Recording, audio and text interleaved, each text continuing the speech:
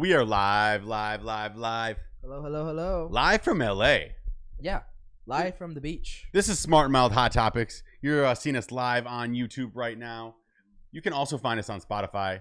This is it's a new day. Episode 12. This is episode 12, and we're making it happen, son. Like, we're really chugging away. Last time we had like 10 subscribers. Now we have 16. Like, we're making it. Yeah. We are really doing something like there's no one has ever done before. Well, something that we didn't discuss last time was we are LA's at least quickest growing podcast and maybe the last podcast in Los Angeles. Maybe the last. I really think at this point we are going to be the last podcast in Los Angeles because everyone's moving, everyone's leaving, everyone's making an excuse that they can't live here, and it's more so like, oh, we can't afford it or anything. It's more so like they're just sick and tired of what's happening in LA. But people, but usually, what I noticed though is the people that want to leave LA or aren't from here.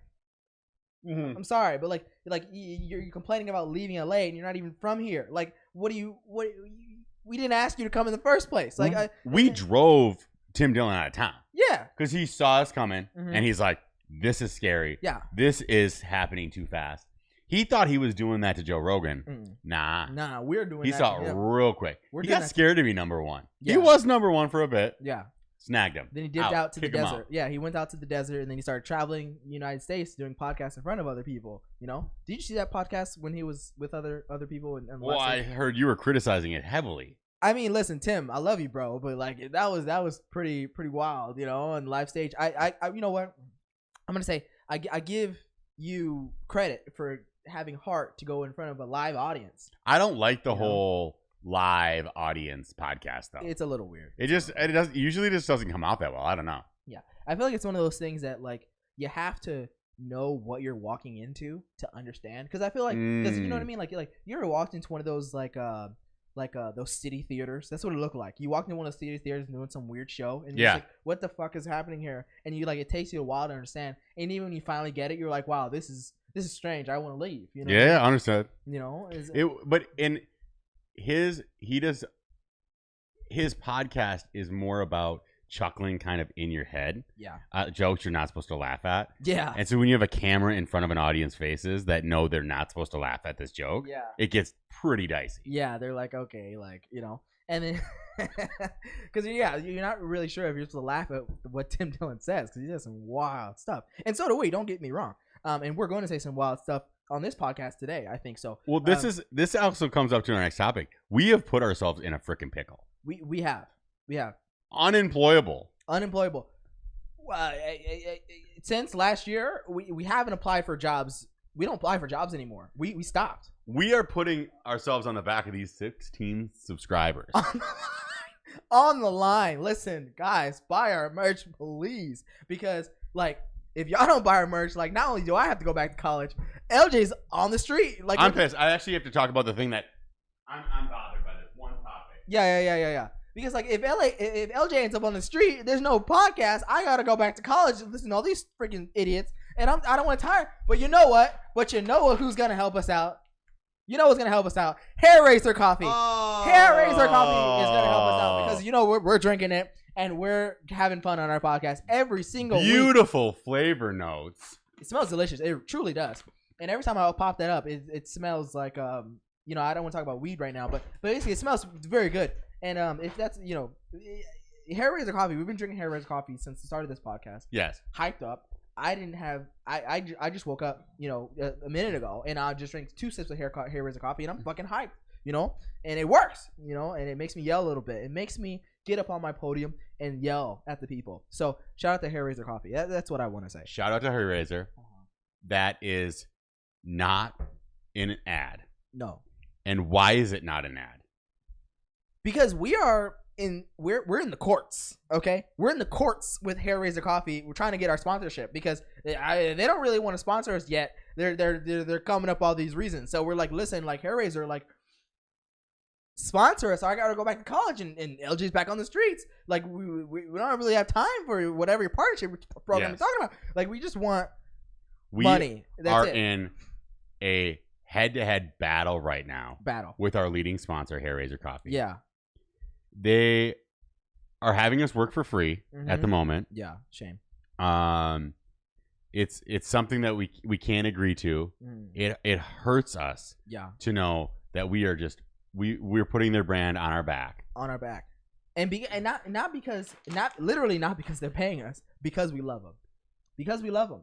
They have put us in a pickle though. Yeah, a pickle, because if we don't get sponsored by Hair Razor Coffee, we might end our podcast tomorrow. We don't really know what's gonna happen at this point. You know what I mean? Like, we're like one of those like K-Cal, like Christian, fund us or we're gonna die tomorrow type of channels. Like listen, like if you don't fund us, like, homie, like, shit, like. And so I think somewhere on, well, it doesn't say it here, but I'm guessing because they're from Santa Barbara, they're probably a conflict-free coffee. I can say they're not conflict-free today. We are in conflict right now with Hair Razor Coffee. Major conflict. We are battling for a very important sponsorship. And we'll see. It's in the courts, as you talked about. This is not a settled matter. No. This is going up to the higher coffee courts. The coffee courts. Yeah. To see if they can really stand by our brand identity. Yep. Which they would be the only employer that would be able to stand by our brand identity. Yeah, because everyone else do understand their moral conflict. Yep. But we'll see if they're a brand of the people. Yeah. And in Santa Barbara, conflict free, they go together like peanut butter and jelly. You know what I mean? Like, yeah, why we would don't want conflict? They're our only sponsor, and now we might have to boot them. That's very unfortunate. You know what I mean? And after that, I don't know what's gonna happen to us, bro. Like, look at this. I'm putting them front row center. Front row center. More people have bought Hair Razor Coffee since our podcast, since before. I'm just saying that, we're a good brand to be around. We are a good brand to be around, and we're on the up. We're on the up and up. Catch our stock low, because if you catch us too late, we might be too expensive. Yeah, but this a bougie coffee. No, that is a bougie coffee. That's like $85 or something like that for that bag. That's expensive bag of coffee. But I ain't gonna lie, it really does smell really good. Like, it smells really nice. So all right, we're over the sponsor that we're not paying us. Yeah, not paying. We can't spend too much time on this. But next topic, what we like to talk about here on the podcast is things on the internet. Mild topics, smart topics. I tend to talk about the mild ones. You tend to talk about the smart ones. But everything hot topics. We will get hot about the mildest shit. Yeah. And that's what's important. It's very important, and what's very important right now is internet celebrities. Milo Yiannopoulos. That's what's trending on the webs right now. Milo Yiannopoulos, if you haven't heard, is now not anti-gay. Excuse me. He's coming out as ex-gay. Ex-gay meaning like you were gay and now you're ex-gay. So. And then next, like, he's going through conversion therapy to help him become straight. He's considering conversion therapy. Yeah. And he's having bold claims as he was only gay to bother his mom. Now, I'm sure the guys that were with him in whatever way their backside feels might think something different. But having a ploy of coming out as gay for years. I mean, that takes a lot of work, number one. And even like past your mom, forget the fact that you created a whole, internet identity from it of being. Well, and I really think the reason maybe we didn't actually consider this in us bringing this up, but this is why trolls like him are kind of problematic. Yeah. Everybody would call Milo Yiannopoulos problematic because he makes the JoJo stuff confusing. Yeah. You're like, is this brand or not? Yeah. And it's really, I don't get it. It's really funny. It is confusing because we're trying to, like, he basically comes out as like a gay conservative, which is very, very controversial. And it seems like a really smart guy and wants to, like, basically share his message through his platform in his perspective. But if I'm confused how he is ex-gay, but then he's also considering conversion therapy. So that means he's not on the backside of not being gay anymore. That means you basically were gay. If you're considering conversion therapy, it wasn't a joke. And he still needs it. Right. That means you either you. This is just an incredibly huge troll. Yeah, this is incredibly huge troll because that means like you either fell into it too hard. Yeah. And then now you need conversion therapy. Or like it's like one of those FBI agents that like wants to like pretend like he's a drug dealer and ends up becoming a drug dealer, and then he's like, oh, like I need rehab. Like no, like what do you? I look at this as Milo Yiannopoulos has been irrelevant. Yeah. For a while now. Good point. He got canceled heavy. Smart way to come back. Yeah. As far as a create exposure, not a smart thing to do. Yeah. But he lives troll life. Yeah. So he's just kind of coming up under his little bridge. Yeah. This is a last hurrah moment for him, though. Yeah, because we haven't really been talking about Milo in a really long time. Well, he got canceled by the right. Interesting. Yeah, with the right isn't cancel culture, but they still do sometimes cancel. Yeah, that's totally some of the discussion lately. But they do cancel people. I don't get why even the threat of like the right. They're the anti-cancel, but at the same time, totally sometimes they're like, "Hey, we gotta cancel." Yeah, they cancel people all the time. Milo. That's really interesting. I mean, coming out gay for your mom, just to piss off your mom. I mean, shows how much you really love your mom. But but that's a whole different topic. Hate your mom. I think it was a hate your mom thing. No, that's what I'm saying. It's totally a hate your mom thing. And because they're like, yeah, like that's but if your mom is whatever, I don't know where I'm going with this. I don't know. I just this topic just came onto my my quote air quote desk today, so I was like, I don't know. Like, you were not prepared for I was this not prepared for this topic. And the only reason right I think we were discussing it is the fact that it is one of those things where you're like, wait, what the fuck happened? Yeah. However, are you surprised that Milo would go like this? No, because like you said, like I think some of these guys are clout chasing. They're trying to figure out like how could I be into the spotlight again. I feel like it's always like the same thing. It's like something around being gay or something like that, or committing some like weird sexual thing, or like something about being black or something like that. Like it's always like, oh, like now I have a black friend, or oh, now I'm gay, or oh, like it's something along those like to bring yourself back. You know what I mean? But clout chasing works. Biden used it to get to presidency. Yeah, like even like clout chasing works, dude. Who it didn't work for this week? Kim Kardashian. After the divorce with Kanye West, what was really really disappointing is Kim Kardashian came out on her show saying after that whole divorce thing, like I feel like a loser. And you know what? I've been calling Kim Kardashian a clout chaser for years now, like a long time. But she is clout. How can clout chase? She is the clout. Yeah, like what is past Kim Kardashian? Clout wise, like I don't know. Like who could she tag that everyone else be like, oh, she tagged him?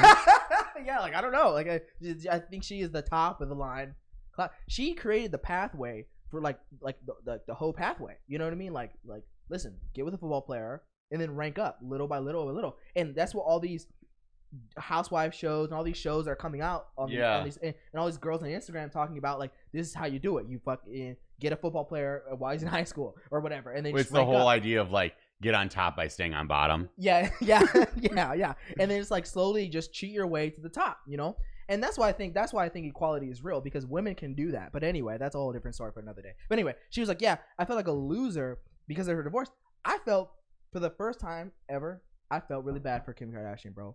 I'm like, wow, like to have Kim Kardashian say such a thing, I think it was Kanye's fault, bro. Because you're top of clout, because you're top of ego ladder, like you calling yourself like I feel like such a loser is basically saying like I failed. Well, when this relationship started, I thought that Kim was gonna break Kanye. I was like, oh, Kanye finally came to his kryptonite. Right. Me too. I did not expect Kanye to be Kim's kryptonite. I didn't think that she had the ability to kind of unravel.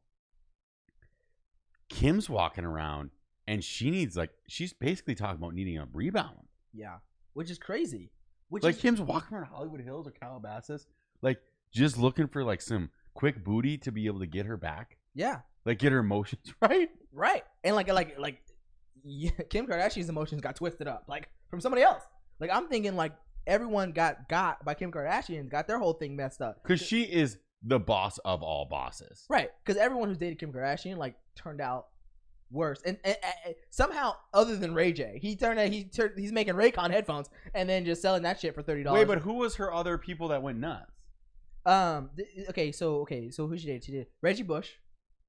It sucked after Kim Kardashian. Like, ended his career. Yeah, and he completely ended his career. I think he was like a Detroit Lion. Chris Humphries. Chris Humphries. Oh, my Minnesota boy though. Who is that guy? Anymore? She tore him apart. He's gone. That was her nice guy try. Right. And you do see it. I see it even within like girlfriends of mine, like friends that are girls that are out in the world, and they'll sometimes like getting like wild and crazy. They'll have a Ray J boyfriend. Yeah. And then they really go to just the most like conservative lifestyle guy.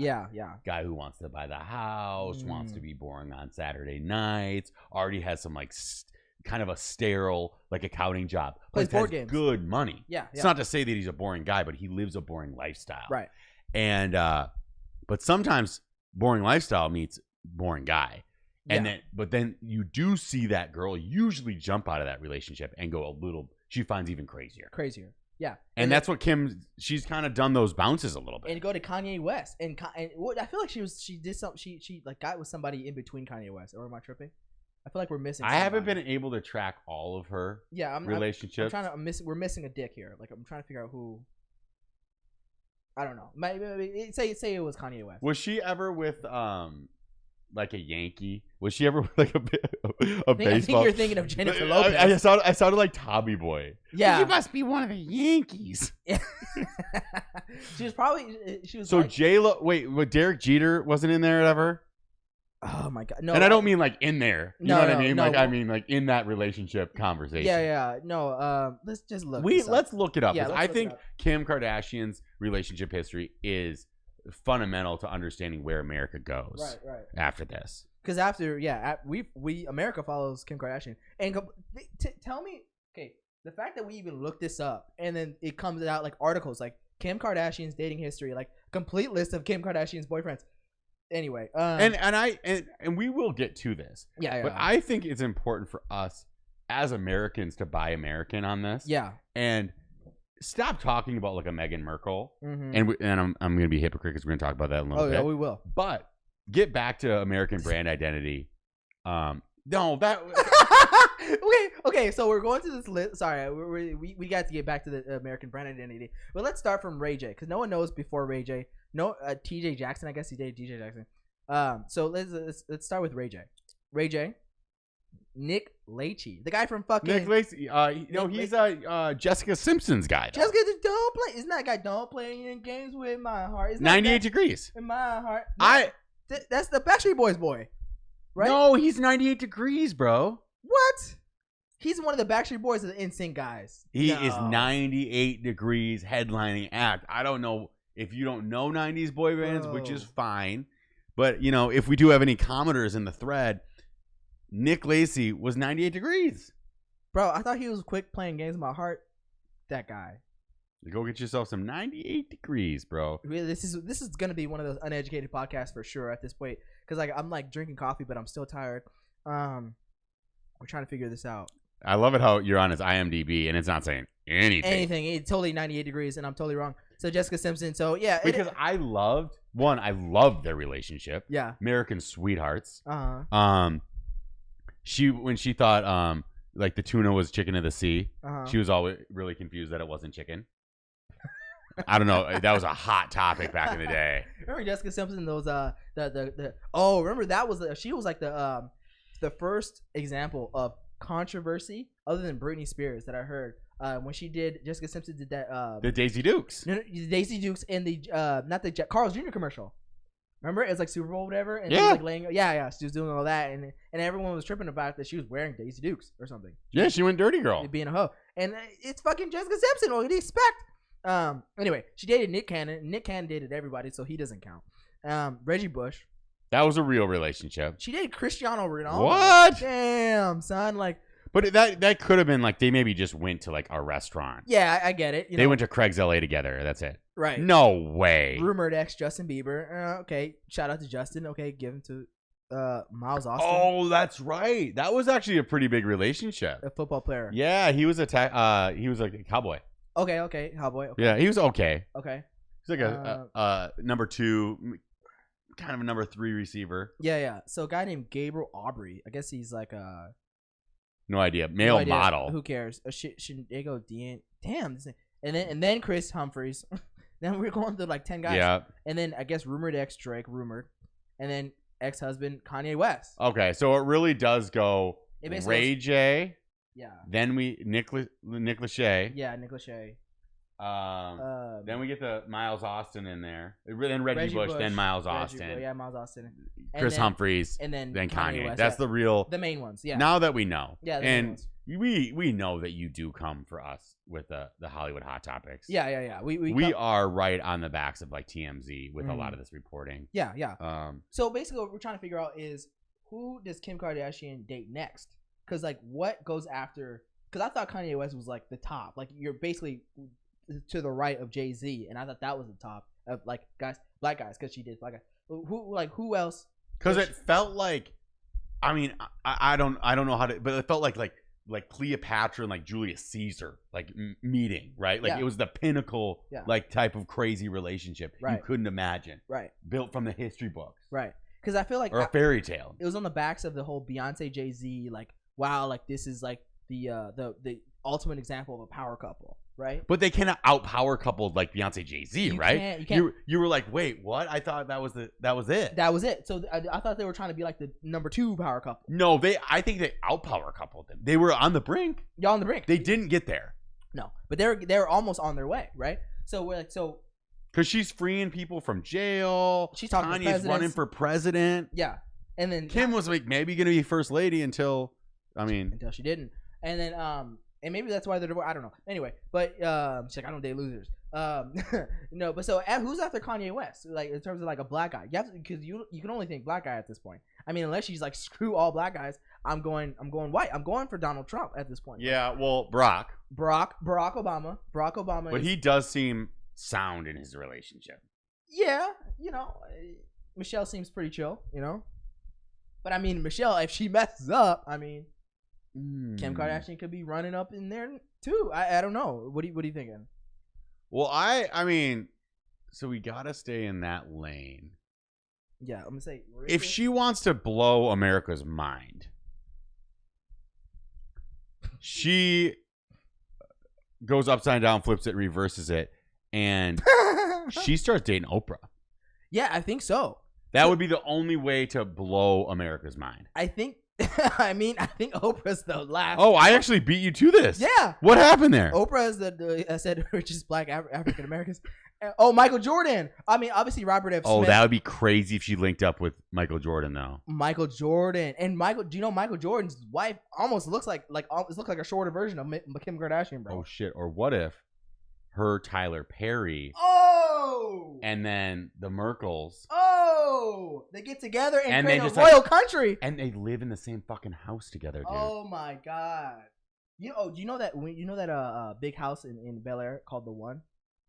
It's like the biggest house in the United States, costs like $325 million or something like that. Okay, it's called the One. It's called the One because like the biggest fucking house in the United States. Okay, probably not the biggest house in the United States. And does anybody own it, or is it like just like not yet? Somebody's gonna buy it. Eventually. That's a stupid name, the One. Because I'll show you later. But it's literally like on a hilltop of Bel Air, and it has like its own hilltop. You can see from like downtown LA all the way to the ocean. Like it's like its own little section. And it's a house as big as. It's not as big as obviously it's not as big as it's damn as big as a small museum. Sure, but it like probably almost looks like the Getty. Yeah. That's what I was trying to say, like the Getty, but like if you that's comparison, Getty is way too damn big. Yeah, but like a small version of the Getty. Damn. As a house. But it's a spec house, so no one's bought it yet. Not yet, but soon. I'm sure someone will. Like it's probably gonna be from somebody outside of the United States, or like some billionaire is gonna come and buy it, or Michael Jordan. So I think anyway. And then who was the second guy on the list? Sean Combs. Oh my God, P Diddy. That would be tight. P Diddy and Kim Kardashian. P Diddy is kind of like a calmer, cooler, collected version of Kanye. Like that actually makes the most sense. He's like Kanye, but with like some like just swag. Patience and sweat. Chill, and he actually has his mind on him, but he has got that crazy switch. Right. He's crazy, but he's like he's cool at times. I hope that Kanye grows up to be like P. Diddy. That would bless my heart. I hope so too. Who's the second guy on the list though? Robert F. Smith. So Robert F. Smith was like basically like a private equity billionaire. Okay, he's Wall Street. Yeah, he's strictly Wall Street. I'm pretty sure he's richer. What's his company? I forget his company, but I'm pretty sure he's richer than Oprah. So I don't get. He's never really. What the heck? Yeah. He's. Let's get some stats on him. Yeah, no, Robert F. Smith is. Because this might be Kim K's next guy. Yeah. But he's older. He's like 60 some odd change. But Robert Smith is no effing joke, dude. He's worth $5 billion. He's richer than Oprah, bro. Vista Equity. Okay. Yeah. But he's that quiet money. Vista Equity Partners. Yeah, the quiet money, that chill money, that sound mind money. Mm-hmm. You know what I'm saying? This guy can rock Kim's world if she wants to. Yeah, I like that. That's what we're trying to figure out. We're just trying to figure out who's dating Kim Kardashian next. Because at this point, who is it? So, P. Diddy, Michael Jordan, Robert F. Smith, and who else? I got somebody. Who else? In a volatile relationship. Who? Almost fell apart last year. Last year. Wait. I'm trying to. Who is? Wait. Before you even say it, I'm trying to figure out who it is. Black guy? Black guy. I'm standing in her lane. A volatile relationship. Last year. Yeah, who? America's sweetheart. Will Smith. That would be sick, dude. Everybody could get around Oh that. my God, That'd course. be sick. And screw Jada Pinkett Smith. Like, no one likes her ass anymore. Not even my parents. Like, I don't either. Like, screw her. And then, like, get Kim Kardashian up there. Jaden and Willow, they'll be happy to see Kim Kardashian have a new. Oh my God. Yeah. And then on top of that, you probably have like new little kids with new Smiths. It'd be sick, dude. New little Smiths. It'd be sick. That'd be sick. Oh my God. So we have a laundry list of so Will Smith, P. Diddy, Robert F. Smith, Michael Jordan. Yeah, well, and I really want Tyler Perry in there. And Tyler Perry. Because I think that would, with what's happening in the world, yeah, that could somehow unite everything. Because Tyler Perry, he's complained about being single for quite a while. Oh, he's a single man. Yeah. So he like always talks about like you know, being single is whatever, but I'm rich as fuck, and then like and just like the Prince and like but the whole thing about Tyler Perry is like he's so like all for black people, like his whole thing came from like black people would trash Tyler Perry. Why? For dating Kim Kardashian. Black people, because like he's like oh, so now you're dating outside your roots, boy. Like he's like, you used to have he's like, oh, you used to have skits and comedies and sketches for you know, black people doing, so you know, you gotta reunite the black community. And all of a sudden, he's dating outside can't do that. He has to have a black wife. Yeah. That's like his. So is that why is he not been married then? I don't know. Because he's like banging white girls and he can't tell anybody. I know he probably is. I mean, when you're in Atlanta, you can do whatever the fuck you want. Tyler Perry. I like how we're like this. Smart Mouths just started. We're like relationship hounds. We're trying to we're figure on out, the beat. Yeah. The real. Yeah. No, Tyler Perry isn't married. But basically, yeah, like because I mean that guy was always like, he's always seems like he's on the move. You know what I mean, Tyler Perry. But like, yeah, but like all the black people would totally get on his ass so hard. It makes more sense though. Okay, so when a Tyler Perry isn't married, and there's articles saying like, why hasn't it worked out? That makes so much more sense to me than when there is a guy that's married who has like when Tiger had like 14 mistresses. I go, that doesn't make sense. Yeah, like how can you be that successful and that busy at the same time? How could you manage all of that?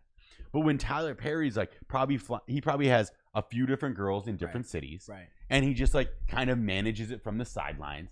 That I go, okay, he's probably actually playing it by a truer code.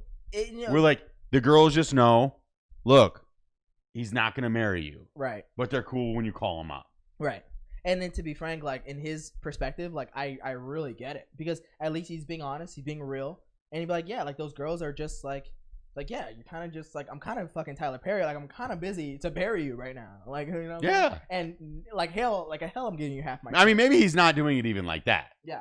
And he has all on top of that, like if you're one of those people that's like on top of like your like relationship hierarchy, and you're always talking about being in relationships, I think you're scared of like the confusion, because you're always talking to people about how confusing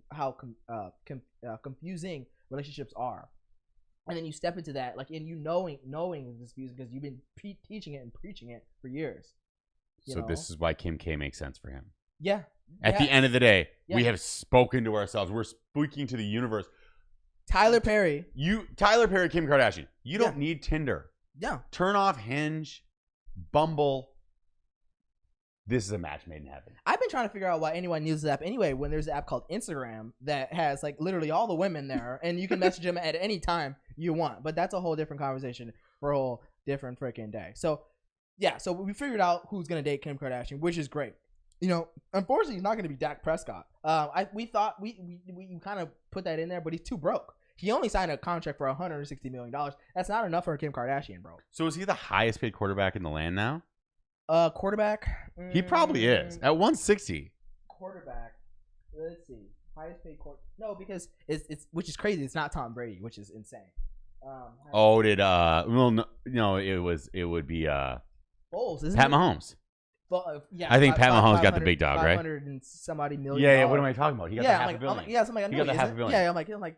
The only reason I even questioned it is the fact that the Cowboys would ring the bell like that. Yeah, they would. Yeah, they. But that's not even close. Not even close. But what? Okay, so the reason why I think we're talking about this because you know people that follow sports that listen to us, you know, Dak Prescott been trying to get a contract for the Dallas Cowboys for years. Has he always been franchise tagged, or what? He's just been sitting in kind of a looming weird little contract. No, like I guess he basically he's been waiting on his big contract since he's been playing really good, and then like he was supposed to get his big contract like last year, and then he got hurt, and like but the owner Jerry whatever his name is Jerry Jones was like holding out his contract for like 2 years, like his big contract, and in the middle of them like negotiating for 2 years, he gets hurt.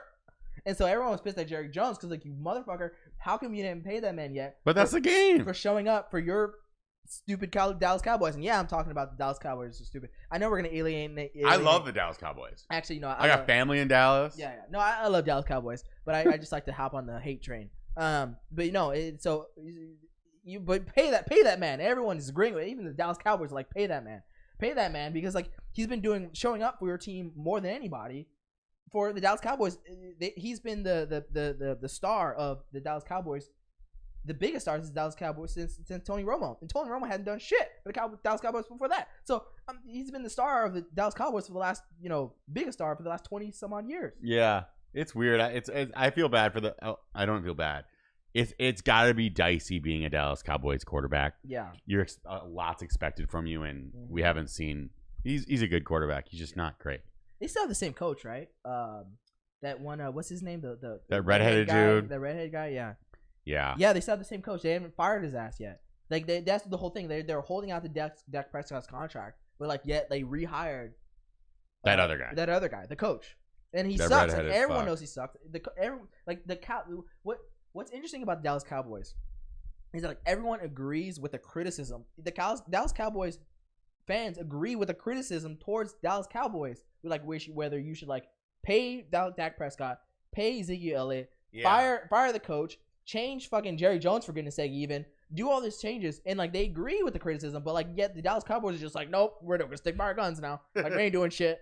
And then Jerry Jones is a difficult contract negotiator though. Yeah, that's kind of his thing. But he pays like weird people though. It's like, oh, you got like a rape charge, you just got a DUI, like. Come on, the Cowboys. Yeah. but he usually doesn't pay anybody. He just gives all these guys their like second chance. Yeah. And it usually doesn't work out. No. He's like, and like the thing is, at the end of the day, like Dallas Cowboys are America's team. Like we almost want Dallas Cowboys to succeed. I think it'd be great. At least more than the Patriots, at least for the past 20 some odd years. Yeah. At minimum. They are more of America's team than the Patriots. The Patriots are like only Boston. They're like Boston's team, yeah. And so like there's something in me where it's like I want the Dallas Cowboys to succeed, but like they're just not getting it done, and because of their organization that just keeps staying the same almost. They are hard to love, yeah, because they do some weird ass shit. They're tough. I kind of like Jerry Jones though. Yeah. When it comes to what I think I would be like as an owner, I would have some Jerry Jones vibes. Yeah. No, because he makes all those very dicey decisions. He makes quick decisions. He like overjumps his GM and coach all the time, and just be like, "Hey, we're gonna do this." Yeah. I like it. Yeah, it'd be like that. Yeah, like Mark Cuban vibs. Yeah, Mark Cuban vibes. I feel like if I'm 70, 80 years old, I'll be like Jerry Jones too. You know, like if I'm 80 and like not giving a fuck, I'd be like, you ain't performing. Like you got hurt. Like, doc. like I'm not thinking about like the fan's perspective. I'm just like, no, like business is business, homie. So it'd be like that sometimes. It really be like that sometimes. So I mean, you know, I'm trying to figure out, bro. Like, we're inside. Sometimes what happens is commenters, on our podcast would like to talk about, we get a lot of comments saying like, hey, you guys are in LA, in a room, not wearing masks. Are you vaccinated? And we're like, no. Hell no. Whoa. I'm not anti-vax like this. You anti-mask, anti-vax. You're all of this now? I'm anti everything. Because listen, because we talked about that. First of all, if you haven't listened to our previous episodes, we talked about, I don't know what episode we talked about it, but 6 feet. But I said, get version 2.0.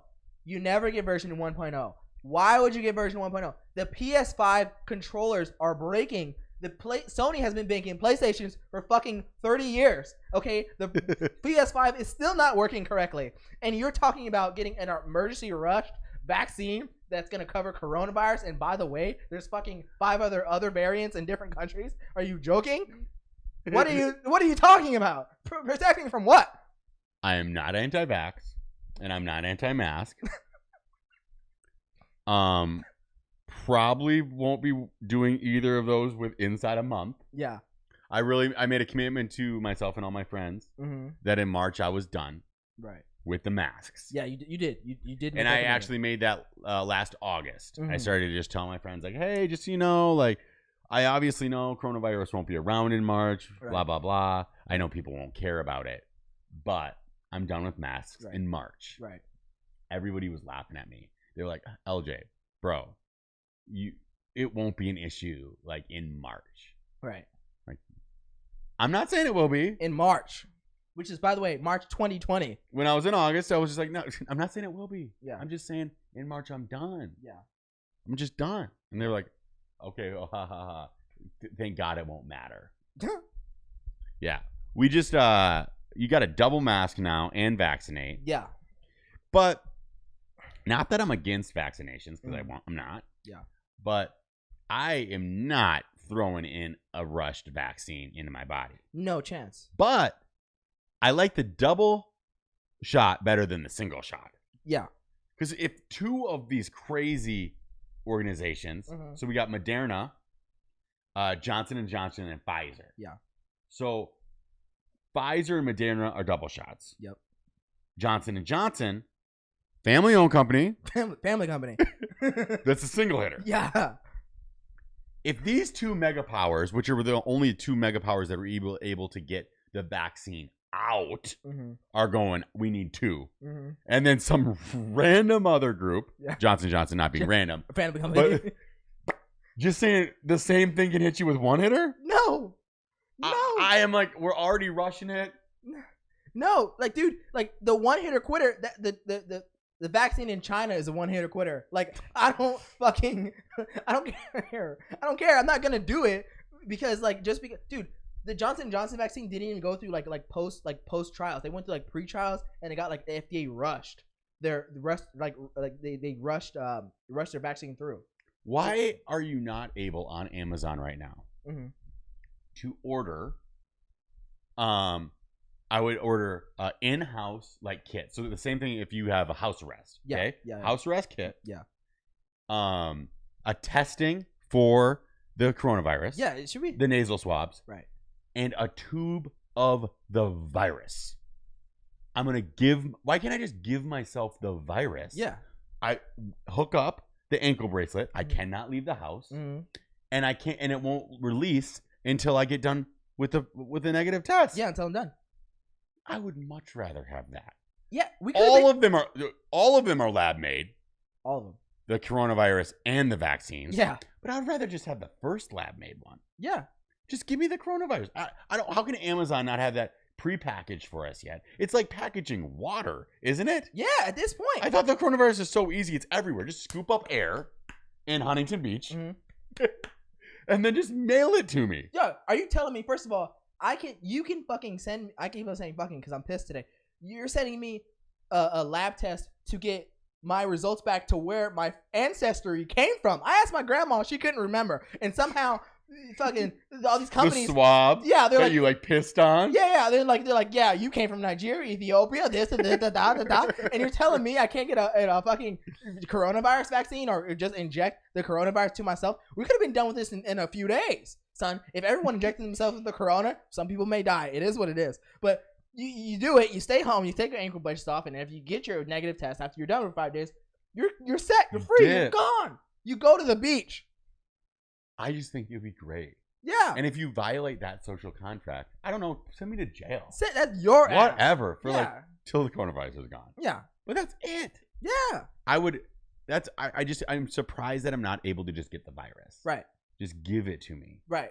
And what the problem with this is fully vaccinated people can gather. Now they're going like this is something very small that's probably going to turn into something very big because they're already talking about you bringing your vaccination card with you, and they're already talking about putting your vaccination card on your phone. Why do you hate that? Because it's like a weird oh my god, I'm gonna get caught up with saying some anti-Semitism shit. But it's like some weird like showing your. But you got to realize you can, and we've gone over this. We've gone over this, Cam. Yeah. You cannot say you feel like a Jew or feel like a slave. You can only say they are Hitler. Yeah. And they are slave owner. They are slave owner. But I can never say I feel like a Jew, and you can never say I feel like a slave. I can never say that. We cannot do that. Yeah. So I'll put it this way. I feel strange as a human. I'm not even gonna go there. To constantly show my It makes me feel like I'm getting governed by Hitler. Right? It makes me feel like I have to show my validation just to go in anywhere, and that's very strange. When it comes to ID, I get like the only reason usually ID is shown is because to show your age, and that's pretty much it, right? Now I'm showing certain ID like I got vaccinated, and some people didn't. Some people and only we get to go into the club. We get to go into the back. Only vaccinated people get to do this, and that's a little weird because now it's gonna be like. But couldn't this could be nice though? I'm not a single man, but like as a single dude, what if like they also did the same thing for herpes? Bro, no herpes in this club. But I need to see a clean slate.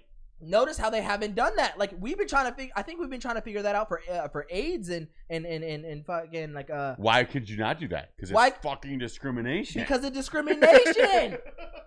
Bro, no one could have walked around saying like I'm taking medicine for my AIDS. I'm taking medicine for my herpes. I'm taking medicine for whatever. No, you don't have to show ID. But that's gonna get that's like slowly can kind of gradually happen. That's what I'm saying. And this is straight up conspiracy theory bullshit. Yeah, no. Don't get us wrong. No. This is certainly not a smart conversation. This is some mild shit. This is definitely. However, over years, this could potentially get dicey. Yeah. That's the only reason we talk about it. Yeah, and this is just getting a little dicey because we're like, yo, like we've seen this before. We don't like where this is going. So this is basically what we're trying to say. Like this is just getting a little weird. It would feel good. And I'm kind of willing to let some of my liberties slide with getting into a door of a bar and just being like vaccinated, let's rock. Masked off. Future's mask off dropped a little early. Very very early. I'm sure he has so many remixes. Oh yeah. Just piled up. Mm-hmm. Just mask off, motherfucker, mask off. Yeah. I feel it's waiting, but too soon. Yeah, too soon. I feel like Future, he was rapping about like how much drugs he did for so long, and then he just noticed how he just dropped off. I don't know. Hopefully, Future's okay.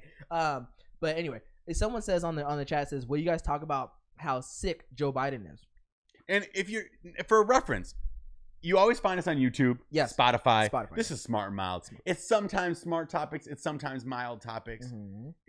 We're not smart or mild, either of us. No. But we got a little smart and mild in both of us. So we're like, and if you like what we're saying, you can say smart. If you hate what we're saying, you can say mild.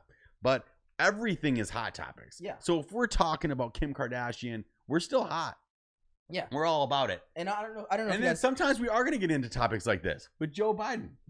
So let's talk about a little bit of Joe Biden. So we got comments saying he got kids in cages, bombing MFs, touches kids. I don't know where that can. No, he smells kids' hair. Oh, he loves sniffing the hair. He's rubbing their shoulder. That's right. Yeah. Isn't lowering minimum wage? You're trying to increase it, whatever. Isn't paying back student debt and has completely.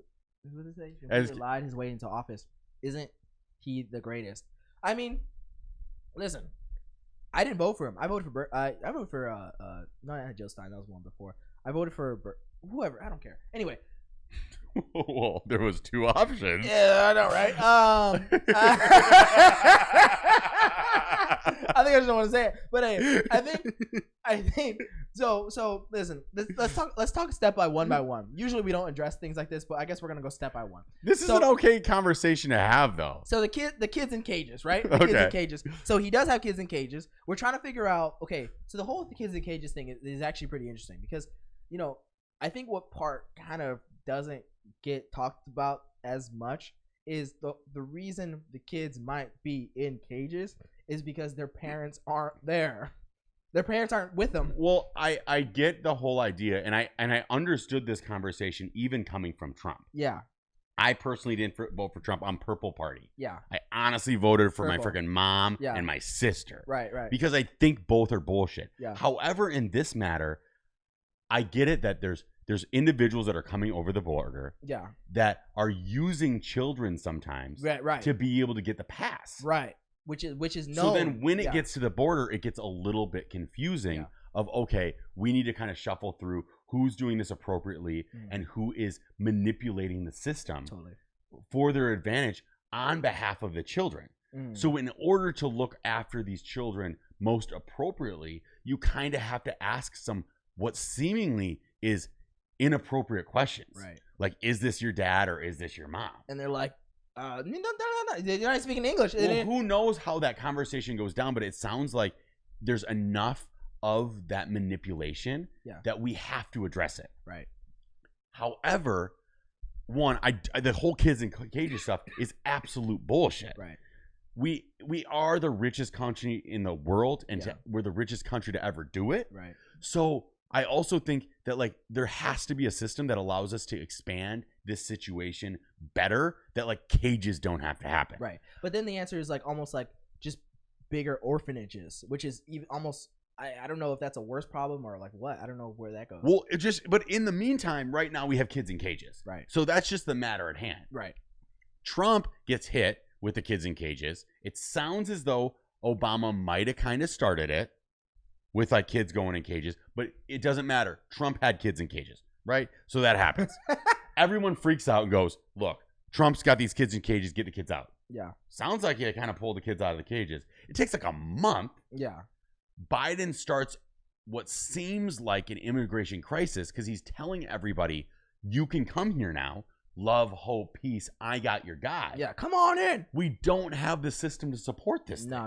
He just said, come on in. And he's like, oh shit, too many. And so they reestablish the emergency facility situation, which was cages. Yeah, so bad. It took them a month to put all these people back in cages. God. And what sucks about this is this obviously is a problem that we've all been trying to hopefully address with some sort of empathy and love. Mm-hmm. But the media doesn't address it the same. No.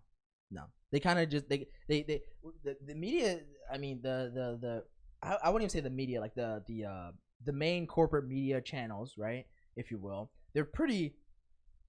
I don't know if they're lazy or they have too many stories to talk about, right? Because they're just they kind of just have their talking points and kind of move on. They don't really get into the in betweens we're talking about. Okay, this is why it's happening. And yes, it the U.S. has known that it has been manipulated by parents and saying no, send the kids in, they'll get in, they'll start a better life, and that has been known actually. Yeah. And to and because the parents can't get in, they'll just get sent back real quick. Right. So how do we deal with that? And how do we deal with that when knowing the kids won't have the parents are thinking that the kids will be let off and just sent to do whatever the hell they're whatever they want.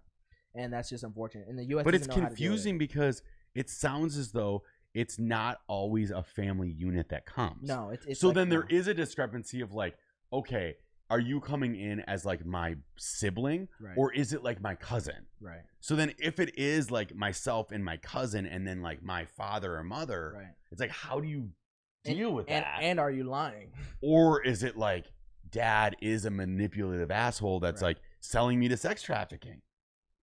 That's not saying that like everyone, dude, most of the people coming over the border are literally just searching for freedom. Yeah, they're searching for They're searching for a better life. They're searching for hope. You know why? Because America still represents one of the beacons on earth that allows you to prosper, be free from all of the other bullshit that some other nations still live by. Yeah. There's still some bullshit here. Yeah, we still have like obvious racial issues. Yeah.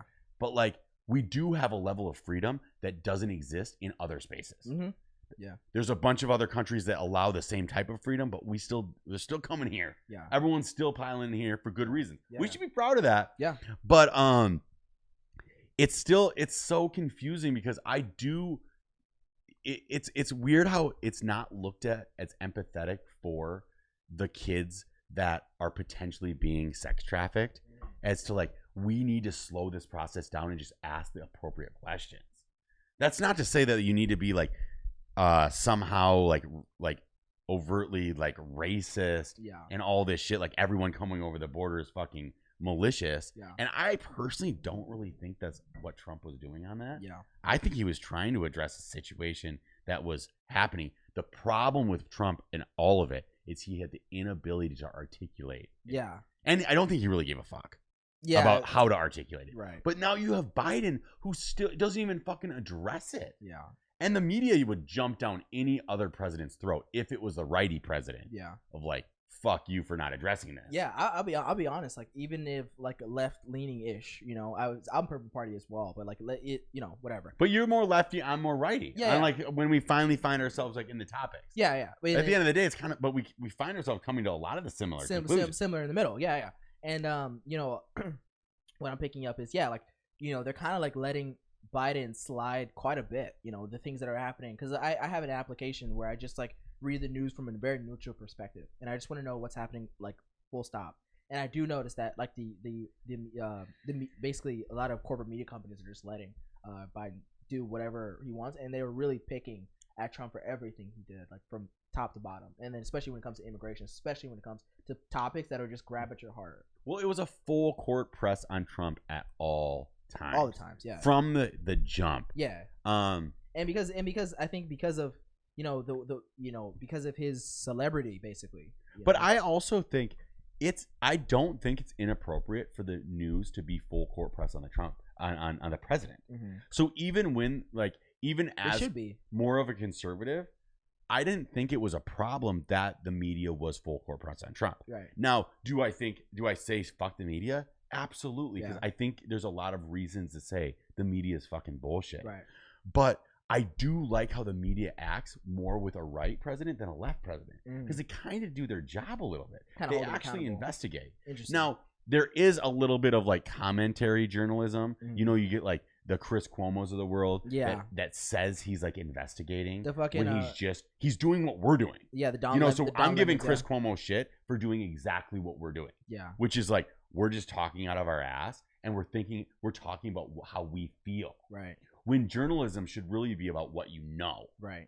And this is a what you feel podcast. This is a total what you Sometimes feel we'll do a little bit of investigation, but our investigation is like YouTube dynamic. Yeah, Twitter. You're also not looking at me as Chris Cuomo. Right. You're looking at me as like, oh, this is just some random dude, LJ from like Venice. A mild dude who's talking about smart topics, And so, but like Chris Cuomo takes prime time on CNN, which is like supposed to be this reputable, reputable, 24-hour news broadcast, and he's doing exactly what we're doing. Which is just like, let's just talk my shit. And being paid millions of dollars, by the way. And we're trying to get a fucking sponsorship by Hair Razor Coffee this whole time. We are in a conflict. In the courts. With some of the most nutritious. Just taste. Beautiful. The flavor notes on Hair Razor Coffee. Beyond. I love you, Hair Razor Coffee. Beyond. Yes. This is because we care. And this is why we stay late up at night, because we're just drinking too much of this. Favorite coffee in the business. You know, but because we're on YouTube, we can still say whatever the fuck we want. So anyway, back to where we're talking about. We are talking about kids in cages bombing MFs. He be bombing motherfuckers. You know, the drone is back. So did you see how on his Instagram for International Women's Day, he said like, this is what, women in, not women in power look like, but this is what a general of the Air Force or whatever that was, right? Yeah. But I also saw on one of the comments was when the bombs are getting dropped on like Iran. Yeah. Will it say, this is the first woman to ever drop bombs in Iran? She pressed the trigger. Like she's like someone. International Women's Day, we're finally bombing. Happy International Women's Day. Dude, she's like, some women in Arizona just bombed some motherfuckers in Iraq. Like, yay, she hit the trigger. First to ever do it. Woo. So I mean, it's like first ever black female to press the nuke. Woohoo! This is America. I swear, it's very strange. I get it. People that are not from here, they're like, "What the fuck's going on there?" Like, we don't get it either. We're working through it. We do have a really fun international base of followers, which we've been like super excited to discover. Dude, we just discovered we have listeners in freaking France, day ones. France. We got some Russia, which look, Russia, love you, but also kind of hate you. So confused by it. Not our listener. I mean, hey, Russia, we controversial. It is what it is. But listeners in Russia, we do love you. We do love your non-spy women. You know what I mean? Like that's what we love. Oh no, Russian spy women are gorgeous. They're very hot. Yeah, I know. They're totally hot. But they're spying on us. They're taking our phones and stuff. And I would love it if you got compromised by a Russian spy. Dude, that would be awesome. I would love it. I would love the story too. That would be my biggest bar story of all time. Like, I got compromised by a Russian spy, bro. Like, I was with this hot ass Russian girl, right? Like, and then all of a sudden I come out, and then like she took all my data, and then all of a sudden she sold it to the Russian mafia, and now I'm screwed. But damn, she was hot. Yeah. But you care too much about data protection. Yeah, to get caught in that. We're doing like double onion VPNs. We're fucking. But I do have to say to Reddit, because we do have some Reddit listeners. Yeah. You can find us best on YouTube and Spotify. Yeah. However, if you want to try to hack us, give it a try, because Cam really cares about this stuff. Whoa. And don't fucking say that. I would love to see you just hack the shit out of us. No. Because, hackers know how to hack, okay? They'll fucking do it. I know, but you're so concerned about it. That's why I just need to let it out and let you, like, breathe. Jesus Christ, dude. No. Hackers know how to hack. Just give it a hack. No, please. Because, he's talking about, he's all concerned about, like, two-factor verification. No. I'm just like, dude, they're going to get in. And I'm saying, come on at us, dude. Hackers know how to do it. Like, I gotta change my password after this fucking podcast because they know how to figure. Dude, I found some King Cam. I found King Cam _1. Dude, I found a TikTok. I literally TikTok where some guy on TikTok, he's like, this is how you hack somebody's computer. This is how you take someone's passwords, and he's showing you he's like use this all you do is use a program, and then you take you take all their password from Google, from the Google browser, and you just copy and paste them. Boom. Now you have all their passwords to everything they have, including their banks. I'm just saying, come at us. Don't. No, stop. Stop. No, Russia, we love you. Matter of fact, we love you so much. All hail Putin. Okay. Okay. No, don't do that. Okay. So after the bombing, motherfuckers, touching kids, he do be rubbing them shoulders. Isn't lowering minimum wage. So I mean, I think you're rising minimum wage. So that's what's interesting. What's interesting is the minimum wage topic came back up again, right? Of not raising it back to $15 an hour. Well, they almost slipped it in. Yeah. It was so close. A couple things happened, right? They try to slip it into this stimulus bill, which they get that part got rejected. Okay, sure, it makes sense. But however, the whole topic of raising the minimum wage for $15 an hour is big right now. But also the big stipulant was you have to raise your minimum wage $15 an hour for companies that have employees for over 300 people. So it's not small businesses. It's not with small businesses with 30 people. It's not small businesses. I thought that was the hero tax. You're saying for minimum wage? For minimum wage, you have to have 300 employees. Now that's mandated. Now that makes a lot of sense because the whole issue was listen, we don't want the only and I don't know if I've thought this whole thought through. Yeah. Okay. No, it's okay. But what I could see, I don't know how the economics of this work, if economics theory, but it seems as though that sometimes minimum wage gives companies an out because they just play the minimum wage game, right? So it's whatever minimum wage is, companies go, well, this is minimum wage. So it's $14.25. It's $14.25. Right. They just sit there. Right. So in a weird way, I almost think that while we play this game, it allows companies to always have this out of like, this is standard, this is status quo, right? Which minimum wage shouldn't really be. Even as like a conservative, I don't think of minimum wage as status quo. Right. Any good company, you should be paying your employees between $20 and $25 an hour at minimum. Right. That doesn't mean I think the government should mandate that. Right. Right. But if you give a shit about your people, at minimum 20. Right.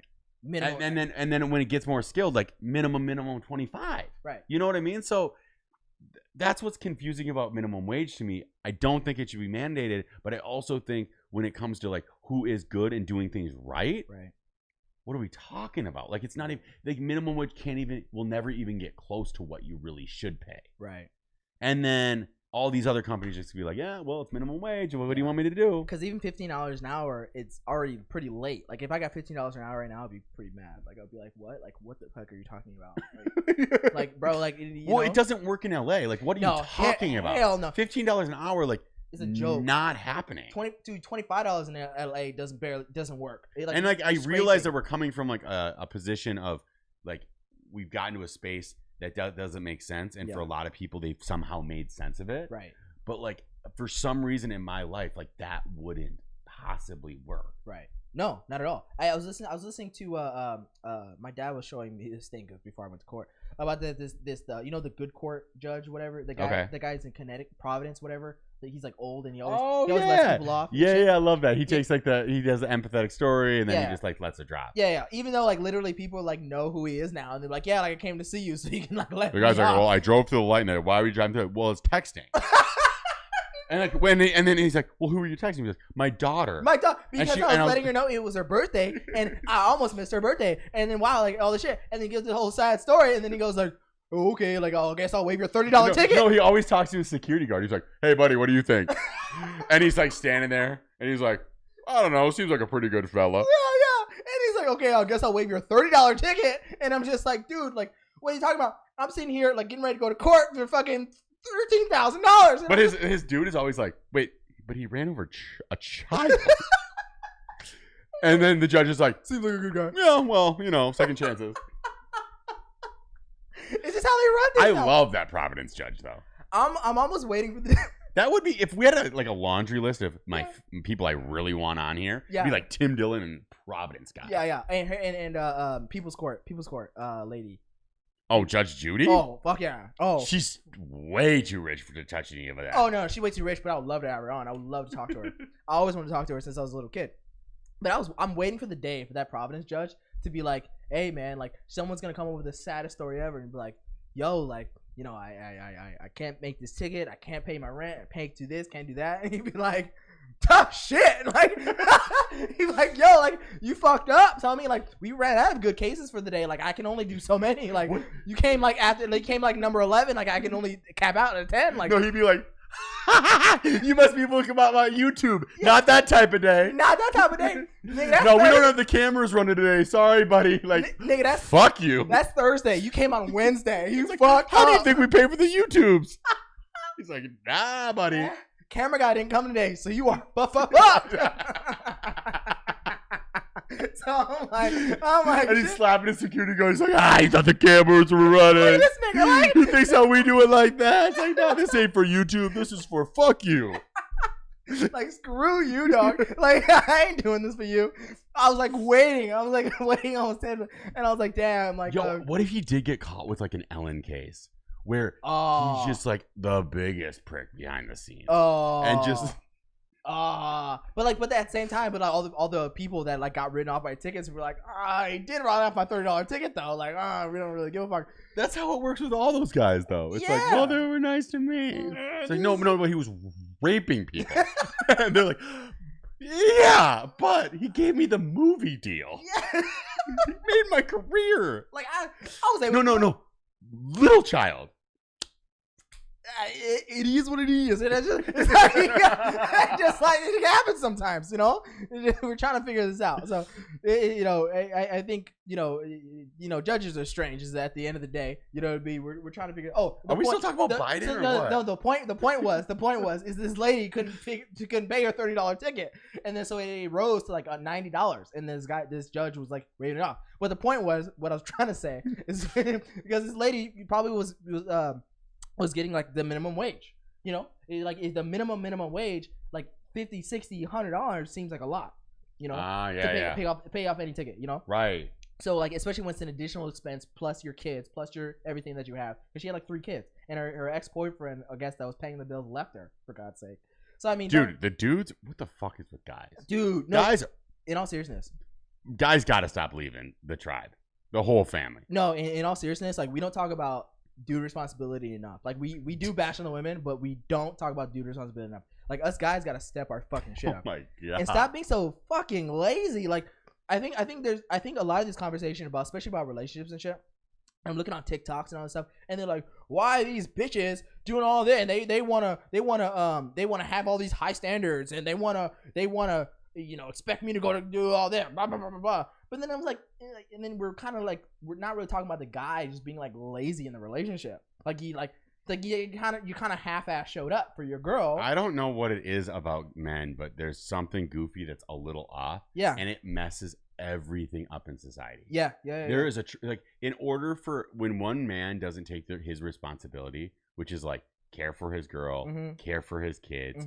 look after his community, which is just, it can be like your immediates, right? Like right around you. Yeah. Mainly start with your kids. Yeah, your wife and your kids, like just, and your parents, like those 3 things. If you're able to like look after your wife and your kids, you are doing society like such a good service. Yeah, literally. And too many people try to get like on racial grounds with this, dude. It is literally everywhere. It's a dude thing. It's you know how many, yeah, I don't get why it's like black people don't have fathers. White people don't have fathers either, and mothers. 100%. And what happens is that void, it literally takes like 10 to 15 people so much time to try to fill that gap that's left by one person. Yeah. And the problem is too, even with like 10 or 15 people strong, you still can't like fill that entire void, because that's a lifetime march that guy is supposed to be on for his crew, right? And dudes think there's some level of like masculinity by like proving that you're not there for your crew. Yep. What are you talking about? Like your kin? Yep. You got to be there for your kids. You got to be there for your kids, because it truly does translate into, you know, what your kid or kids living the life with that chip on their shoulder about not having you there, and you know, operating from that space, making decisions from that space, good or bad, whatever the case. Some do make bad decisions, and some make better decisions. True. Yeah. But the ones who, you know, don't make the best of decisions, you know, operate from that space, and it usually ends up hurting other people. Well, that's the thing. Like even in like richer communities, you'll see dads just like paying the kids off, no emotional love attached. They think that like is somehow like, oh well, at least I'm doing like my monetary like thing, right? Like paying my child support, like doing my shit, fleecing the kid with like iPads and shit. Right. The downstream effect of what that child becomes is devastating. You know, because that kid actually probably hurts more life than the kid who, like, dad didn't have anything to even toss him dollars. Right. Was, like, so distant. Right. Couldn't even touch him. That kid's probably even got a better chance to make something great of his life than the kid who, like, is sitting up there with dad just throwing him, like, 5,000 stacks just to be like, shut the fuck up. Right. Why do you expect love from me? I'm throwing you money. Right. And then think about it, you know, your love language that you receive turns into just giving somebody It's money.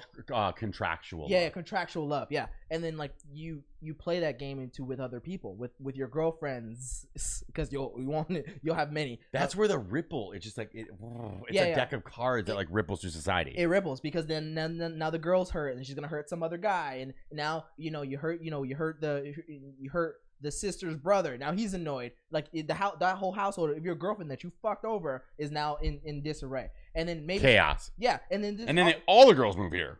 Yeah, they all moved here to become actresses and TikTokers, and then they're like, "I'm from Florida." And then they break Cam's heart. Yeah, and I swear, I'm always their last resort sometimes. Anyway, so it does have a ripple effect. But this is seriously, the more I've experienced it, I think one of the biggest issues that we're having in our society is dudes not stepping up to the plate. Yeah, they're not stepping up to the plate, and they literally. Dudes not stepping into the plate, being lazy and not making excuses for making excuses for his.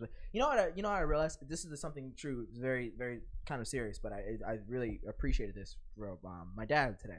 So like so long story short is like I had to go to court for something today, and he literally like I realized how much my dad loves me today. For many reasons, but another reason why my dad loves me today, and I really appreciated it because he basically said like I got into a situation where he literally told me not to do, and like swore like, do not do this, and I was like, okay, I won't, right? And then you just did it. And then one day I asked him for my thing to basically do this thing, like my whatever, to do this thing, and he's like, are you gonna do that thing? And he's like, do not do it, you do not fucking do it. And I'm like, I won't do it.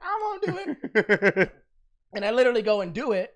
And then like I get fucked over, and then the whole situation happens, and like all these situations happen beyond that. And then he goes, you know what? He's like, shows up with me to go to court to deal with this stupid situation that I put myself into that he told me not to fucking do. But that's a fatherly love, right? Because I'm like beyond my pure stupidity, still shows up for you.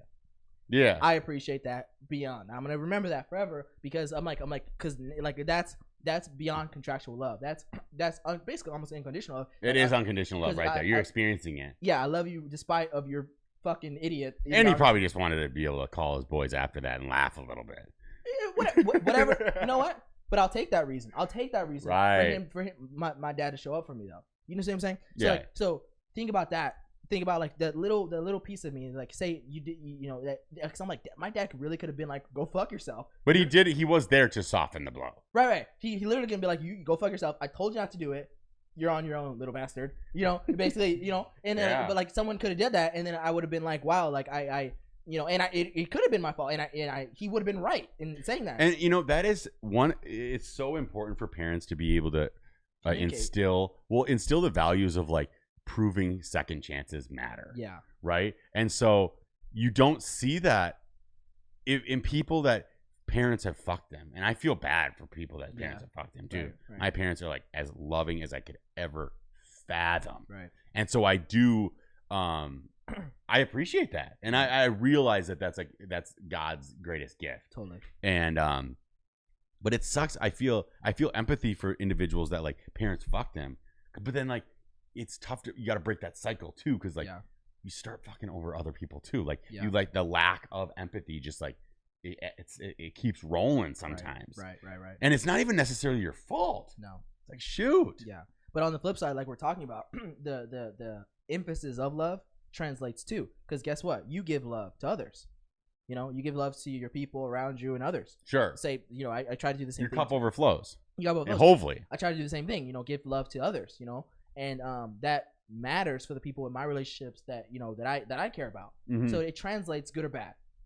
So point being is like us guys, like fucking we can step our fucking game up, because this is we're put on this earth for a reason, and it's basically to take care of our own little tribe, and like that's the minimum we got to take care of. And that's I think at the end of the day, as long as you're accountable for that, it's good. Right. But what's so cool is when a few people are accountable for their crew, that crew then overflows with energy, love, monetary gain to be able to also fill in the gaps of others. Totally. And so it really ends up just being like an overbearing amount of beauty that aspires from that. Totally.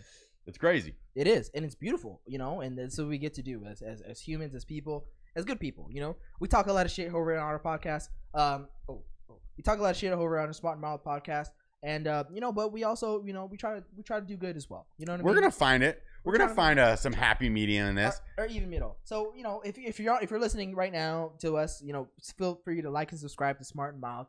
Check out our shirts though, because I don't know if you guys seen our shirts. We're matching shirts here. Look at that. Look at this. Oh my God, my straw Look at that. into my face. So this is a Smart Mile right there. 500 go-kart cam official. Now, why is it that we have these go-kart cam shirts? Because we're going go-karting, boys. So basically, we started talking about go-karting.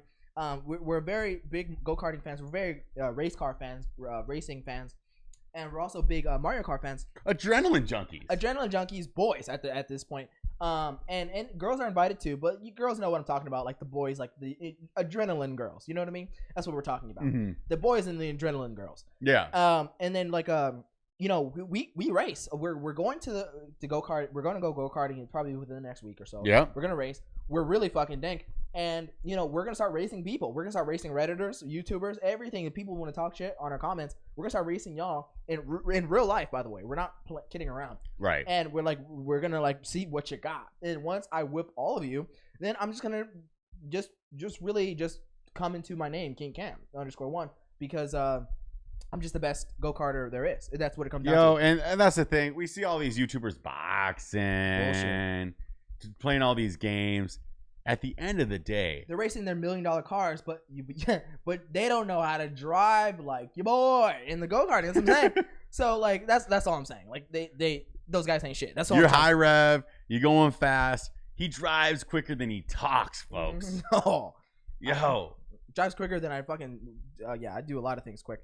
And if you want to get hyped up, go to King Cam. No, it's King Cam _1 on TikTok. King Cam _1 on TikTok. You got some monster videos right now. Your up dance. Yeah, we gotta film another one because like you know jacked, we're trying to like last time we promoted my TikTok on here. We got like 4 more followers, which is great. You know, we want more followers on TikTok because we're trying to blow up the right way. We don't want these fucking like these hot girls just doing this shit on TikTok and then just making all this nonsense. We want like quality, proper, like the right people on the internet doing the right thing. That's what I'm saying. And I'm not saying I'm the right person, but I am saying I'm the right person. You know what I'm saying? Yeah.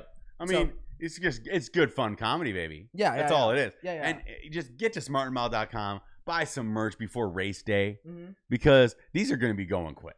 Do you have advantage weight size? I absolutely. So that's part of the point, you know, because I'm just that good. Because these niggas I weigh as much as a little kid. That's why. That's why I do so well. But at the end of the day, it just comes down to who can handle the car and who's not scared to go fucking fast. Fast as hell. That's what go-karting really is. Just it's who's willing. But you're not a rubbing his racing guy. No. See, I trade paint. I'm a clean. So we haven't raced each other yet. No. I'll put you in the wall. Yeah, that's I'll send you over the barrier. That's like the whole point, to not do. You know, like I'm just. But that's why, as a team, though, I am a good number 2. You can be a good shooter. Like point and shoot. Get him out my way. Knocking him out. Yeah, fuck him. Fuck everybody else's lap time up but mine. Like I'll be the one like right in front of you. Just yeah. It's lots of fun. Go karting is really you know, find the racing line. And we're gonna what we're doing is putting go karting back on the map. Yeah. It's nostalgia for every single living person. Everyone likes go karting. Everyone. Like no one disposes it, and everyone can pretty much could afford it for the most part. And like you know, and just good fun. And what's more American than if you ain't first, you're last? At the end of the day, that's what it's all about. That's what it's all about. That's what it's all about. So let's go into our Reddit comments, and then we got to go back into our topics in just a moment. So I'm looking at a number of things. Let me get a copy here, yeah. So drugs and shit to Portland. What does it say? Something about Portland? Across the border in Portland. I'm not really sure. Oh, drugs and chill in Portland. Yeah, that's true. The race hustlers in poverty. Pimps and CNN. Yeah, people are race hustling all the time. They don't share good, unfortunately, is a propaganda point. Yeah, it'd be like that sometimes. People be race baiting like crazy. Interesting to see it's the opposite. Let's see, Google. I can't Google that right now. Yeah. Do you have the vendor? No. Question. Okay, so thank you. I really appreciate it. Thank you. So yeah, so we're going to go into our next topics. I noticed a couple things that was happening. One of the biggest news stories of the freaking week, dude, and that's Meghan Markle. Meghan Markle and the Prince Harry bullshit. Oh my God, I kind of didn't even want to talk about this today, but we kind of have to because it's going around like circles. And like okay, so to be frank, I didn't really watch the Oprah interview. Did you? I'm not really like a source guy. Yeah. I'm more about like filter the bullshit. Yeah. We're getting our news through Twitter. The only reason though, I think it was a long interview. Yeah, I want to watch that. And I thought it was on Apple. I thought it was on Apple TV, and it wasn't. It's talking about CBS. The fuck would I go to CBS for? Well, how do you find that? Yeah, is it on an app, or is it on like you have to find it at 7 p.m.? I gotta download the app, and you had to have recorded it like when it happened. Yeah, and then like I gotta download the app and fucking create my username and password and all this bullshit. Like no, like just tell me the talking points that I hear from on Twitter. Like I don't want to. So very important. Yeah. We have not watched this. No, we have not watched this. I have not fully processed my thoughts on it. I don't know where I stand. Yeah. But I'm going to work through some of my thoughts. Yeah. Unfiltered. Don't feel good about all my thoughts. No. I don't feel like I'm not okay yet. Yeah. With all this. It's like disheveling to figure out where I'm at. Yeah. No, this is going to go terribly. If anyone who knows any information about what's happening here, you're probably going to unsubscribe after this. But it's okay. It is what it is. But anyway. Meghan Markle. So let's start from the beginning, okay? So Meghan Markle is sucking royal dick, right? And then she goes like, "Oh, I gotta marry this guy," and then somehow, some way, she didn't know what she was getting herself into, and then, she didn't realize that you curtsy to the queen. And she was like, "Wait, but I thought we only do that on TV." Right? You don't think the first time she was hooking up with him, she was like, "I can't wait for the curtsy," and then the curtsy's coming, and she's like, "Wait, do I have to curtsy?" Like, and she acts like she wasn't excited. Dude, I have a feeling that she was actually in that car being like, "This is fucking dope. Yeah. I'm going to meet the queen." Bro. She talks about it in this past tense of like, "Oh, but you actually curtsy, but I don't want to curtsy." Dude, Bro. Are you kidding? She's probably like, dude, texting her friend, FaceTiming, being like, "Dude, I'm meeting the fucking queen today." Bro. And can you believe it? She makes you curtsy still. Check this out, guys. The reason why America is still tripping ballsack over the whole English picture, okay? Because somebody in America wants to be queen one day. They have this idea or being in the royal family one day. Guess what? Someone from the Suits gets it. One of my favorite movies is Switch. Switch, yeah. Which Vanessa Hudson's. Yeah. Love her. Yeah. Kane's royal, right? She switches out. Yeah. It's even some male's dreams. Yeah, I maybe switch. It's almost the American dream. Like it's crazy. It's crazy. And then so literally like everyone knows what they're getting themselves into. And how many how many primarily women during the royal weddings are like fucking in, dude, wet, like and everything, all the way in. And I'm like, wait, so what's going on? They're like, they're getting married, and everyone like shuts down. Yeah, they know what's happening next. They know what fucking dress they're wearing. They know when the time of what is happening. And you're not even English. You're from Wisconsin. Like, what are you talking about? Like, and you're so involved into this process. That's why Americans love it so much. People in England don't even love it as much as people in America. And all the guys are like, wait, so we don't get to see them have sex? Yeah, like I mean, we're showing everything. We don't see the consummate. Like, what's happening? Anyway, so the point is like, so Meghan Markle is talking about this like past tense, like she didn't like get it. Like, and I'm like, dude, like, if I was gonna, I don't know, this is just confusing. I'm trying to kind of come up with an example, but like, if I was gonna meet, if I was gonna meet Oprah, I kind of know what I'm getting into. You know what I mean? Like, yeah, I know she's old, you know. I know when she takes off that makeup, I know she does not look like her. Okay, I know that she's rich, but she probably, you know, she may give me something on side or something like that. I know she's also in a relationship. I know like all these things, right? Like, or at least I mean, if I go to meet Oprah, the first thing I'm doing is checking under my seat.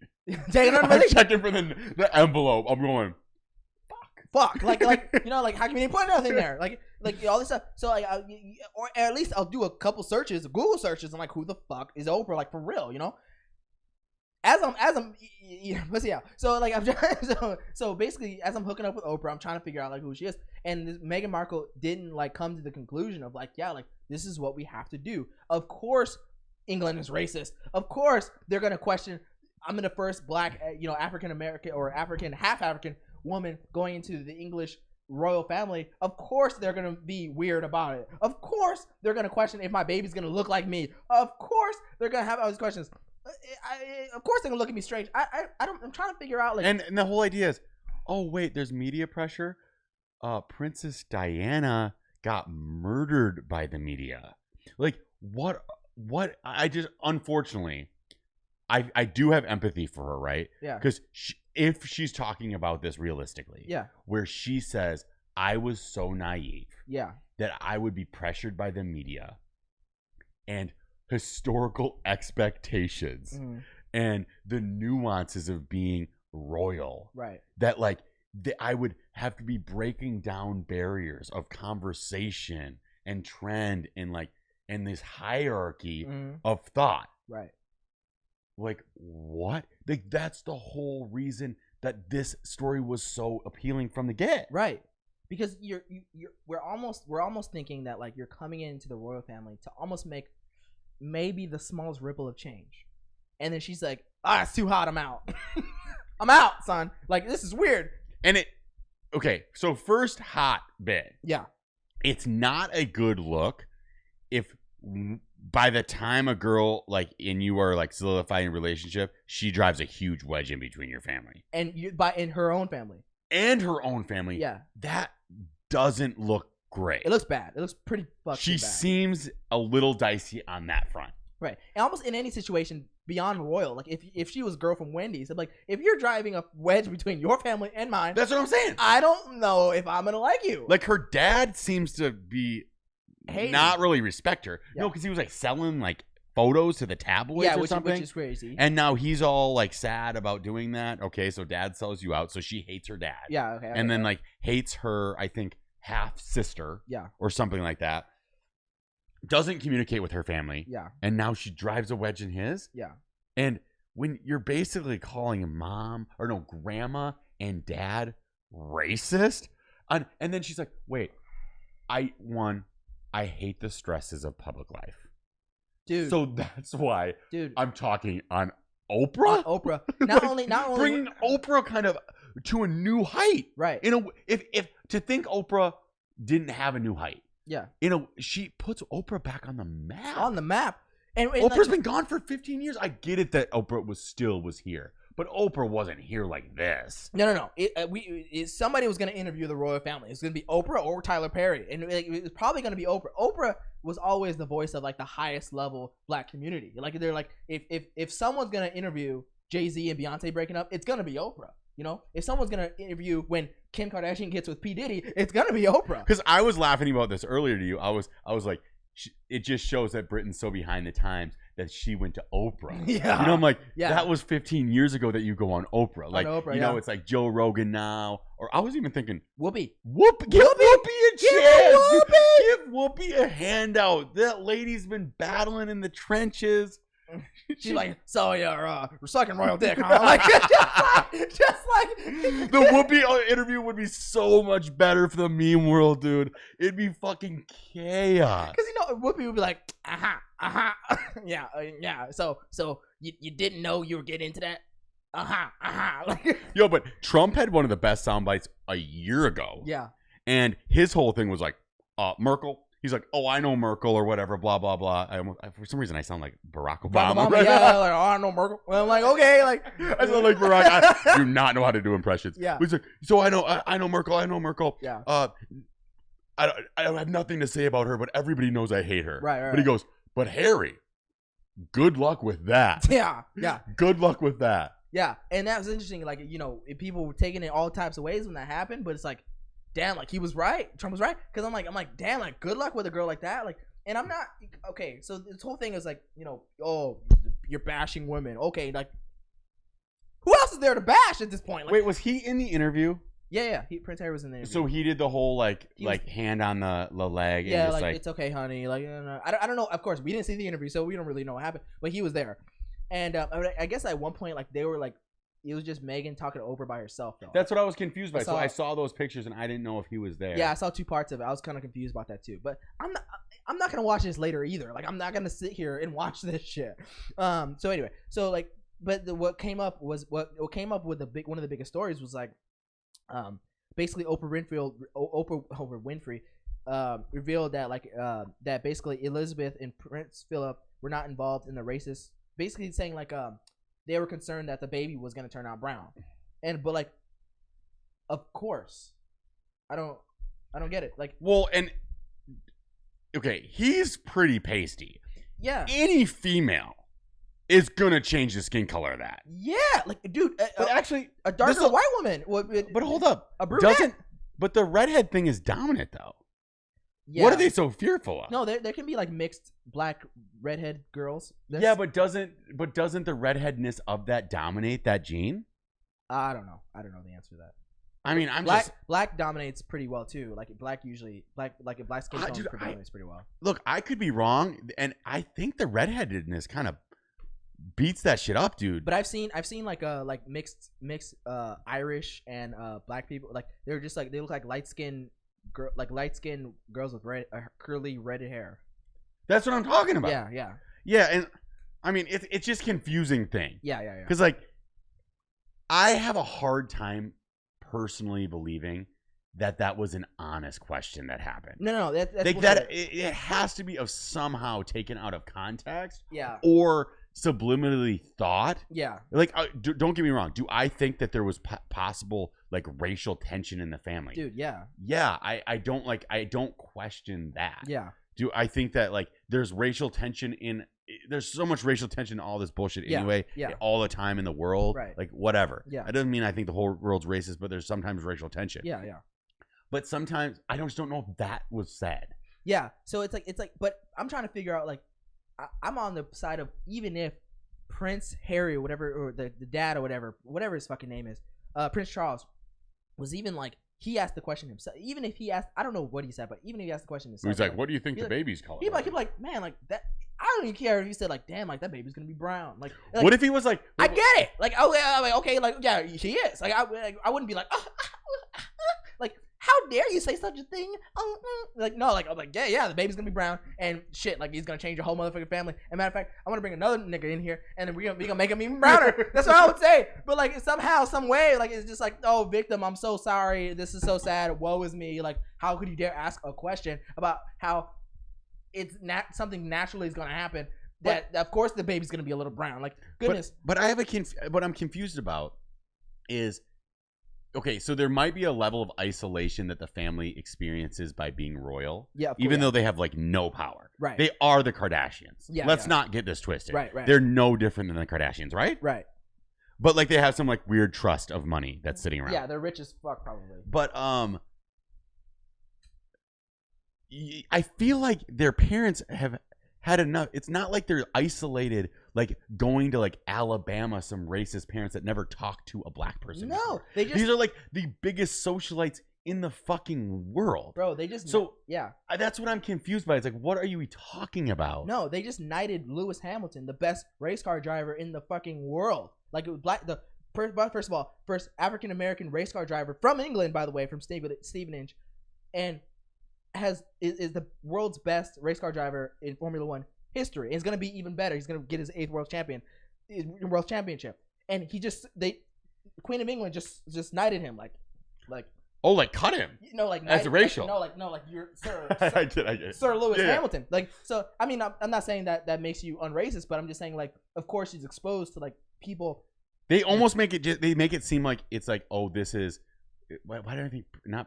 It's not Prince Harry or the king, right? Whatever. Yeah, the king. Prince Charles, or whatever. Yeah. Prince Charles. They make it seem like he is like this. Oh, this is like the first time he's talked to a black person. No, like come on, guys. Come on. Guys. So I don't know, but come on, I just don't understand. But I do probably think that Meghan Markle was experiencing some like weird racial shit when she was over there. No, I agree. I'm sure she was, but like literally, like there's a level of like you should kind of expect it, and like there's a certain level of like, and I'm not saying like you should wave it off either, but I'm also saying like you can't be a victim to it either, because British media gets on everyone, period, for every reason, right? Like, so does the Italian. Like if I went into Italy and got with some like hot Italian high ranking chick, they're gonna bash me in all the Italian languages there are. But that's what the royal family's for. That's what they do. That's like their whole job is to get bashed by the media. Isn't it like that? That's literally like the whole point. Yeah. If I went and dated, it's like the Kardashians. Like that's their job is to fuck. I was talking about last week.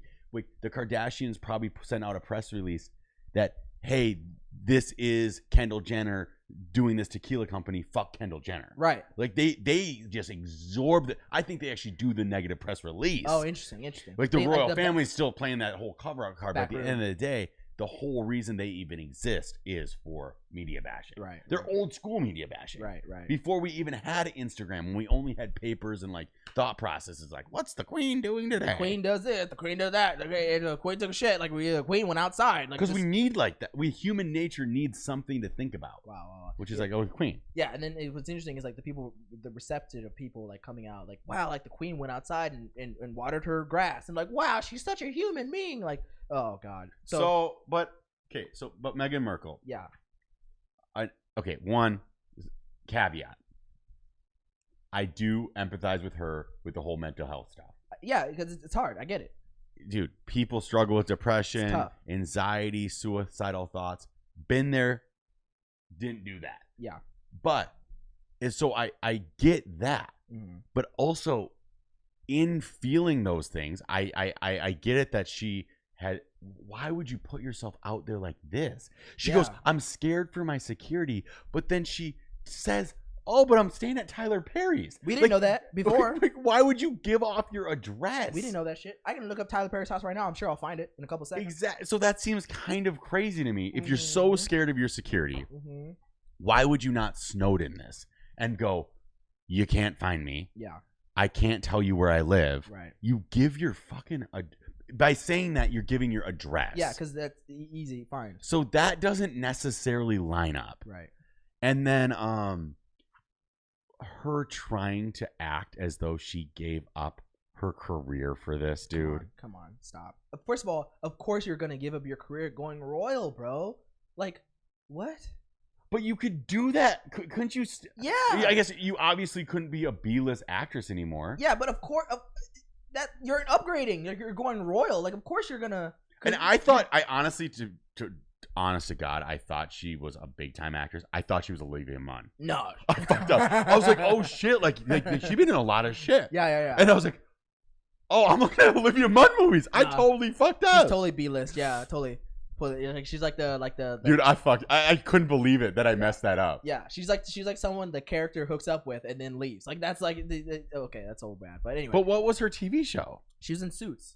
That's all I know. All I know is that she was in Suits at one point. The whole season, like all of them. I don't know. I don't even know past that. I just know that she was in Suits at one point.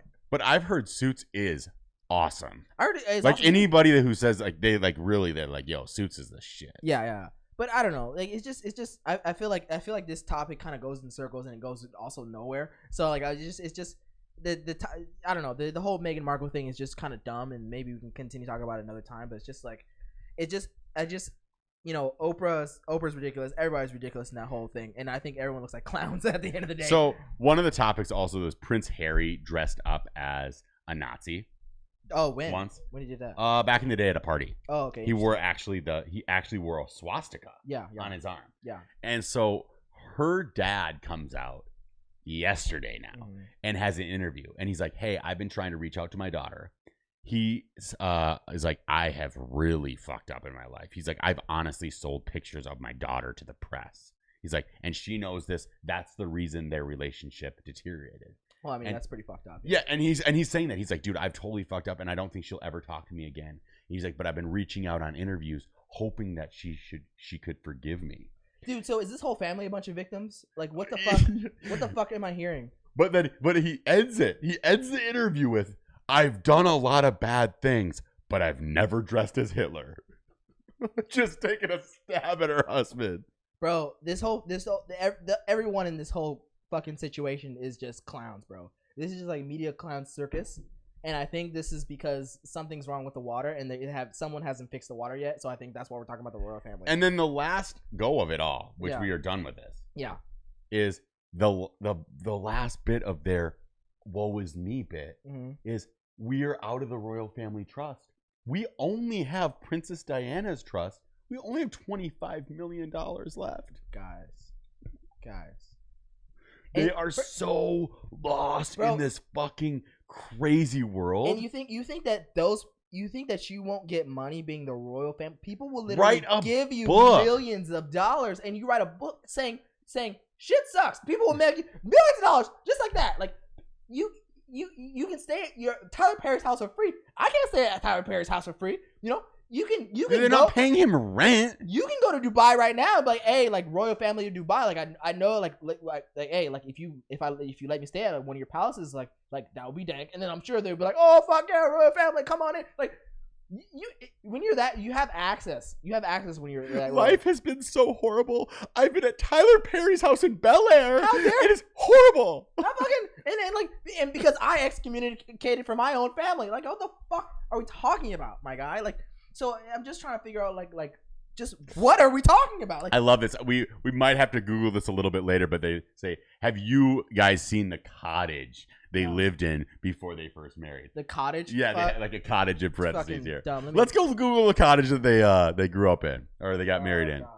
It's so stupid. Like this whole thing is just so stupid. And then what is even more stupid is that like Americans, and especially a lot of American women, just like attach themselves to it, like and they're like having conversations, and they're even like having conversations under the conversations. They're like, oh, they're like someone's like, oh, Oprah did so much for us, like, and then some other conversations like Oprah ain't done shit for us. How she does the interview, and then like people were like, oh, like I don't like Meghan Markle's fucking no, and then people were like, oh, Meghan Markle has Meghan Markle with the Whoopi Goldberg thing. She's like with McCain, Meghan McCain, which she's done more for the American people than George Washington and Christopher Columbus did. Then she's finished what they done by taking the power away from the British power. And I'm like, it almost made Whoopi implode. Yeah, she was like, okay, like if she was in front of you, she would have slapped the fuck out of you. Like she'd be like, you dumb idiot. So luckily, it's all like Zoom calls. Yeah, she's like, goodness gracious. It's so funny, man. I mean, I love this stuff. It's the way that we're just so willing to just throw people under the bus so quick. The royal family's under the bus, and obviously racist, disgusting, whatever, blah blah blah. I don't necessarily believe that, nor do I fucking care. But Jesus Christ, this is the cottage. Yeah. Okay. Yeah, they're fine, dude. They're fucking fine. The family does not love us. They put us in the cottage. These guys need to like calm their tits, okay? you know how many people don't have $25 million? Okay, like calm down. Like, but that's not even real either, though. And it's not even real. Because like that, like that she could start a nonprofit tomorrow, right? Which she probably already does. I literally have no idea what she does. She can have a GoFundMe tomorrow, and then she have like millions of dollars. Like. Okay, there's a certain difference between like having money and having like unlimited access, right? Because like some people might have $10 million, but they have access to everything, right? Well, it's done. Like every book, you're gonna make like $5 million. Right. It's like after becoming president of the United States. Yeah. It's done. You like money is not really it's not really the thing that you're after. It's like you can do whatever you want. Like if I'm president of the United States, I can have Jeff Bezos to use his jet to go somewhere if I wanted to. But you marry the prince, you are now a duchess. It's fucking done. You excommunicate from your family. You're almost probably helps. Yes, I'm saying you're almost in that level. You're like past money. Like you know what I'm saying. Like what you're talking about. Like you're talking about it like you're a simpleton. Like you're past that. Dude.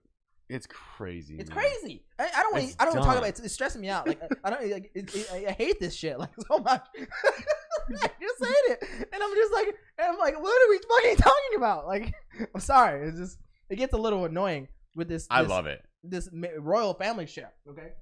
Go find me the royal wolves. Go family. Yeah, they're crazy. So anyway, last thing I noticed is this whole week. Donald Trump is separating himself from the Republican National Convention because he doesn't want the Republicans to be able to use his name anymore. Well, I really want to see him go into the whole bit that Ronald Reagan did with the Democrats. Yeah. I didn't leave the party left me. Before we get into this, go find us out on YouTube, Spotify, baby. We will be there. This is Smart and Mild Hot Topics. Some things smart, some things mild, but everything hot topics. And now we're going to get a little bit Trumpy. Yeah. Even though, Trumpy is leaving the media, he will probably never leave the media space. Probably starting his own network. Also, was seen out in front of Trump Tower for the first time since presidency last week. In New York? In New York. Oh, yeah. I saw a video about that. Yep. Yeah, that's interesting. But so what do you think he's doing? Is this an intentional split? of the Republican Party? Like, where does this go? Because we're trying to figure that out. He's kind of like bouncing around, saying like he might not run. He doesn't want to run again, but he might run again. But he might run again, but he might not run again. And like I think that's where the confusion that's in place. Because like if he runs again, then what he's doing kind of makes sense. Like he doesn't want to separate himself, create his own party or something, and then maybe go back like he did with the Republicans in the first place, and then like say like, yeah, okay, I'm with you guys. What it's gonna be so funny when Trump can do no right to the left. Yeah. But if Trump separates the Republican Party and creates a 3-party system, which we've all been begging for, that'd be great. That'd be great. So if literally we end Trump's era and he is the man that's known for creating 3 parties in America, democracy. What do you do? I'm not gonna lie. What do you do? And like what if it like is the legacy up beyond that? It actually turns out actually being like kind of decent, like pretty good. Dude, having a true 3-party system would be phenomenal for this democracy. Right. I think. Yeah. Don't know anything about how to be able to form appropriate democracy. Right. The only thing I know is from my personal experience, from my brief observation from YouTube, Wall Street Journal, and bullshitting with some of my best friends. And Twitter, yeah. 2 parties don't seem to be working that well. No. For some of the people in the middle. I'm kind of a middle person. Yeah, right. I have my biases on the right, but that I'm still a little bit more middle than like for sure a Trumpy. Right. He would kind of go down as like a little bit of a legend. Yeah. Not a bad move for him in historical standards, because the history books would have to write that in a bit. Yeah. And like they would have to write that in for sure. Like beyond past his everything that he did, that would have been probably the biggest things that he would end up doing is creating a 3-party system. And I think it's actually good. I truly think that's a good thing. And I'm not for Trump. I'll damn near pretty much anti-Trump for the most part. But like I mean, kind of wasn't. Whatever. I'm still neutral. Whatever. Who cares? They care. I'm trying to figure out like my political party. It's mostly nothing. I pretty much hate them all. But basically, if he creates a 3-party system, that would be great. But it's also separating the Republican Party in two. You know, because it's like Republicans that are for Trump, Republicans that are not. But the Republican Party in two, especially if the Trumpers go, leaves such a good gap for a lot of Democrats that have been waiting. There's a lot of like honestly diversity in the Democratic Party that would love to get on board with some Republican values. Oh, but there's this void. They're like, dude, y'all are so fucking racist, or perceivably so racist, or let racists lead you, that I have no space in this. Interesting. So I actually think the Republican Party has a better space to divide than the left, because the left is kind of like lockstep with each other. Right. Like most of my Democrat friends are like, dude, I am right here. Right. However, I do see that there's a group of minorities that are like, I vote Democrat because of my identity, not because of my values. Right. So who knows? Right. There could be this huge thing in the middle that just bubbles up. I think that Trump leaving separates them further right, and then now there's this void in the middle for a group of empathetic Republicans to come in and say, we're not minimum wage like Republicans. We're just people that are like, yo, diversity matters, but diversity of thought matters even more of diversity of faces. And like saying like, I'm going back to kind of like the MLK days, which is like, I'm going to judge people by the content of their character, not the color of their skin. Yeah. I think that's what it's supposed to be. I think you're really optimistic, but at the end of the day, I think Gavin Newsom will be the president of the Republican Party. At the end of the day, I think that's what it's going to come down to. Because he's like, hey, no one on the Democratic side likes him, and he's just like, fuck this. I'm going to be that guy just on the Republican side. He already looks evil as is. And he's just going to be like, yo, like, I guess I'm just going to be that guy. Flip it. Do what he's doing in the same way, and everyone's just going to be like, I love you. You think he could come Republican? I really do, and I think he'll probably win as a Republican. No joke. He's like the most hated person by the Republicans right now. But they can be flipped. Donald Trump called the Republicans stupid as fuck. Yeah, no, we're cool with getting called stupid because we're all little idiots. Yeah. Like if we were good, like do ancestry, right? The most Neanderthals are in the Republican Party. No, if you've seen the Democrats, they're pretty fucking dumb too. Democrats are the guys who think they're smart, but they're fucking stupid. Like the idiot. Like some people, I think some people, it's possible to be so smart that you're just incredibly stupid. You know what I mean? Have you? I'm sure you've been around those people. Well, the Democrats are just so scared of each other. They're like, we just need to build a system to protect ourselves from ourselves. Yeah. And we are smarter than the other, and so we will dictate how it rolls. Right. The Republicans are like, rubbing his racing motherfucker. First to the finish line wins. Let's rock. Let's rock. And it could be the dumbest idiot in the room. Yeah. Who's like, I mean, you get these like poor white assholes from the South who are like, well, motherfucker, like, we just have to have a free market. Like, it's working for me. It's not working for them at all. No, it's not but it doesn't matter. They're like, they still just want to live their open life. And I love that. Right. Democrats are like the people in Disneyland that directly, like, one at a time at a go-kart track. One, you do a lap, and then the next one. And then it has to be safe. You wear a mask. And then don't bump into each other. Yeah. That's not follow the rules, or you get bumped out. Like that's what the Democrat side. And I know I'm using a go-kart analogy, but that's the only thing I can think of right now. Because we're which they have totally empowered. Yeah. The COVID cunts. Yeah. They 100%. Which and I say cunt, and I know that is probably one of the most inflammatory words I think you can say. But I think it's actually a gender neutral word. I think it's non-binary. Yeah. And so I use that as everybody can be a COVID cunt. And I've met in Venice more COVID cunts that were guys than COVID cunts that were identified or perceived as female. Yeah. No, totally. You should. I've seen mostly women, but it is what it is, you know. The only people bug me about shit about COVID is women, but sometimes it be like that sometimes. So our last thing, we're gonna check out our comments before we head out. Basically on Reddit, we're saying Harry knows what they did, and the mother as a Dodi was a Muslim Arab. I'm not sure what they mean. No. It's bull. Racism should be tolerated. Black. First of all, oh my god, I'm so glad you said that, because someone interviewed. No. You just made me think of something else because you said the word blacks. Okay, so we gotta stop saying the word blacks. Like I saw something that there's the interview that there's like a rise in people having basically, I don't know what the issue is, but people having issues with like Asian people. You know, there's like attacks on Asian people right now. And then there's literally this like Asian American reporter. She was like on CBS. She's like, "What do you think about the blacks attacking Asian people?" And I'm like, first of all, I'm looking at this Asian woman. Like, first of all, how fucking dare you say that? Like, I hate when like people that are also a minority get on other minorities and say what the fucking whites people say. I'm sorry, but like I really ticks my nerve. Well, because hold on, because just hold on, because like if you're like Mexican, Arab, whatever, Chinese, I don't give a shit what you are. If you are a minority, especially in America, do not come at any other minority like a white person. I swear that's gonna get you fucking punched. Okay, there's no whites, blacks, like there's no yellows. There's fucking African Americans. Stop being lazy. Let's get specific. You know, at minimum, call them African American people. Call them African Americans, Asian Americans.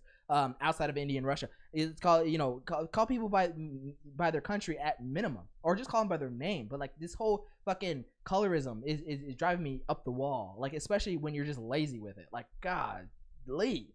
I'm sorry, but like the person said, I get what you're saying. Don't get me wrong, but like it's just like that whole bullshit with like just being lazy with it. Like just be more specific, because last time I checked, there can be Australian blacks, there can be Brazilian blacks, there can be fucking Russian blacks. So stop all this nonsense about like they're from Africa to some descent, or they're from somewhere else. Like in they're Asian, they're African Russian, they're African European, they're African whatever. But stop all this colorism bullshit. It drives me up the fucking wall. So continue. Well, one thing is sometimes it's confusing because I don't think there's a uniform dialogue that's understood, right? No. So like I think that's a conversation that has to happen within African American culture or Black culture. Yeah. You know, sorry to use that term, but but I'm saying like that has to come from within and to that you understand. As a person who's like this random white dude from Minnesota, sometimes I feel like the language is always changing. So I'm like, I'm always cool with language changing, but sometimes people are like, yo, again. Like, you know what I mean? Yeah. Like sometimes like language evolves really fast. And then if it does change, you got to realize that sometimes it takes time for people to like adapt to it. Yeah. Because we do like to take this really high pedestal of like, well, once it does change, like, okay, we're just supposed to call everybody African American. Cool. I can get on that bandwagon. But then what happens is other white people who now like hear that, they turn around and they use knowledge that they just learned today. Mm-hmm. And they'll be like, immediately get to turn around to another white person when they hear black and go, motherfucker, you're racist, blah, blah, blah. Like, you're supposed to use African American. It's like, okay, cool. Yeah. Awesome. New knowledge that I need to learn. Yeah. But like, if someone's resistant to it, I get that can be a different type of conversation. But sometimes it's like, there'll be like a Twitter knowledge of this is what today represents. And then someone will be like, if you haven't heard about this, you're a fucking idiot. It's like, well, like, this just changed. Yeah. Yeah. White people do that that to each other, and that looks a little weird on Twitter. I ain't gonna lie. But there is this European Americans. Excuse me. So to speak even more, kind of in depth into the conversation that you were talking about, this Asian American that was talking about the black community, as she stated, right? Mm-hmm. Which you're like, yo, we should call this the African American community. I get that. She didn't say she said blacks, but I would just, for a lot of my friends, I think that right now there's a punching bag on the right, or on white America. Of white America is the only group that can be racist. Okay, cool, because racism they're talking about as being a hierarchy. So you have to have power and privilege in order to be racist. Racism is a system. However, racism to me originally meant prejudice. So if I was prejudiced based on your skin color, that meant you were racist. Right. However, people are trying to change that term around, so they're saying racism about systematic things. Right. So okay, cool. Right. But what I understood is that worse than racism is prejudice. Yeah. So now that term has kind of distanced itself from what it meant before. Prejudice to me always was a very, very negative thing to have. Yeah. So it's like, if I was prejudiced to you based on your color of your skin, by having preconceived notions about what you're thinking, doing, or acting, or your intentions for life based on your skin color, that was the worst thing you could be. I always grew up knowing that. Right. But to me, that was called racism before, but now it's prejudice. Yeah, yeah.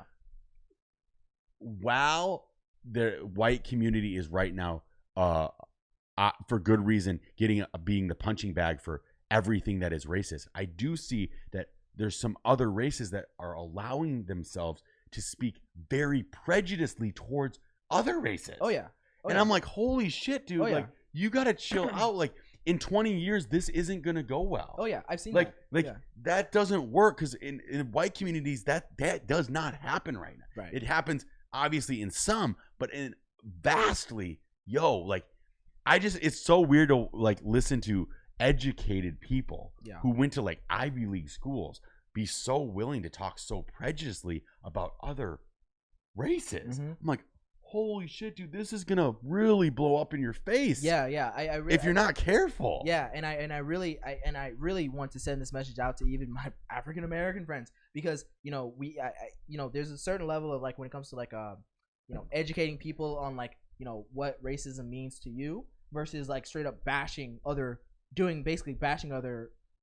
countries and races, just like you don't like to you, because you really got to think about, even if I was a black man standing on stage, expressing my thoughts and feelings about racism, I really have to think about, like, if I was a white man saying the exact same thing to others, I really got to think about what this looks like, because eventually at the end of the day, it is going to look back like, it may not be a white person looking back, but it might be an Asian person looking back, or a fellow whatever, or like a Canadian or whatever face movie looking back. They'd be like, that was pretty, I don't like the way you talked about my people.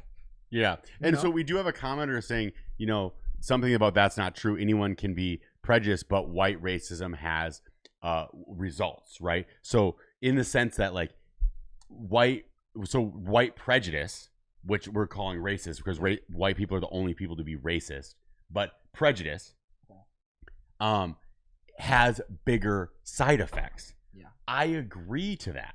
I'm not discounting that when I'm saying that. So they're just saying that's what the difference between racism and prejudice means. Okay. So racism has systematic results to your prejudiceness. Okay.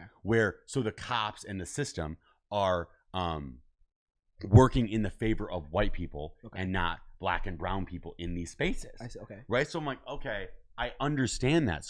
But there is also a trickling effect that the white individuals in America are not going to be the power structure forever. No. That is going to end. Yeah. So all I'm saying is that when that ends, it will flip quick based on that prejudice will then quickly turn into a negative where the system's working for its advantage. So as a white person, all I'm saying is like, dude, I get it. And that system doesn't work in your favor yet, but it will soon. It will over time. And then when the system works in your favor, you will be any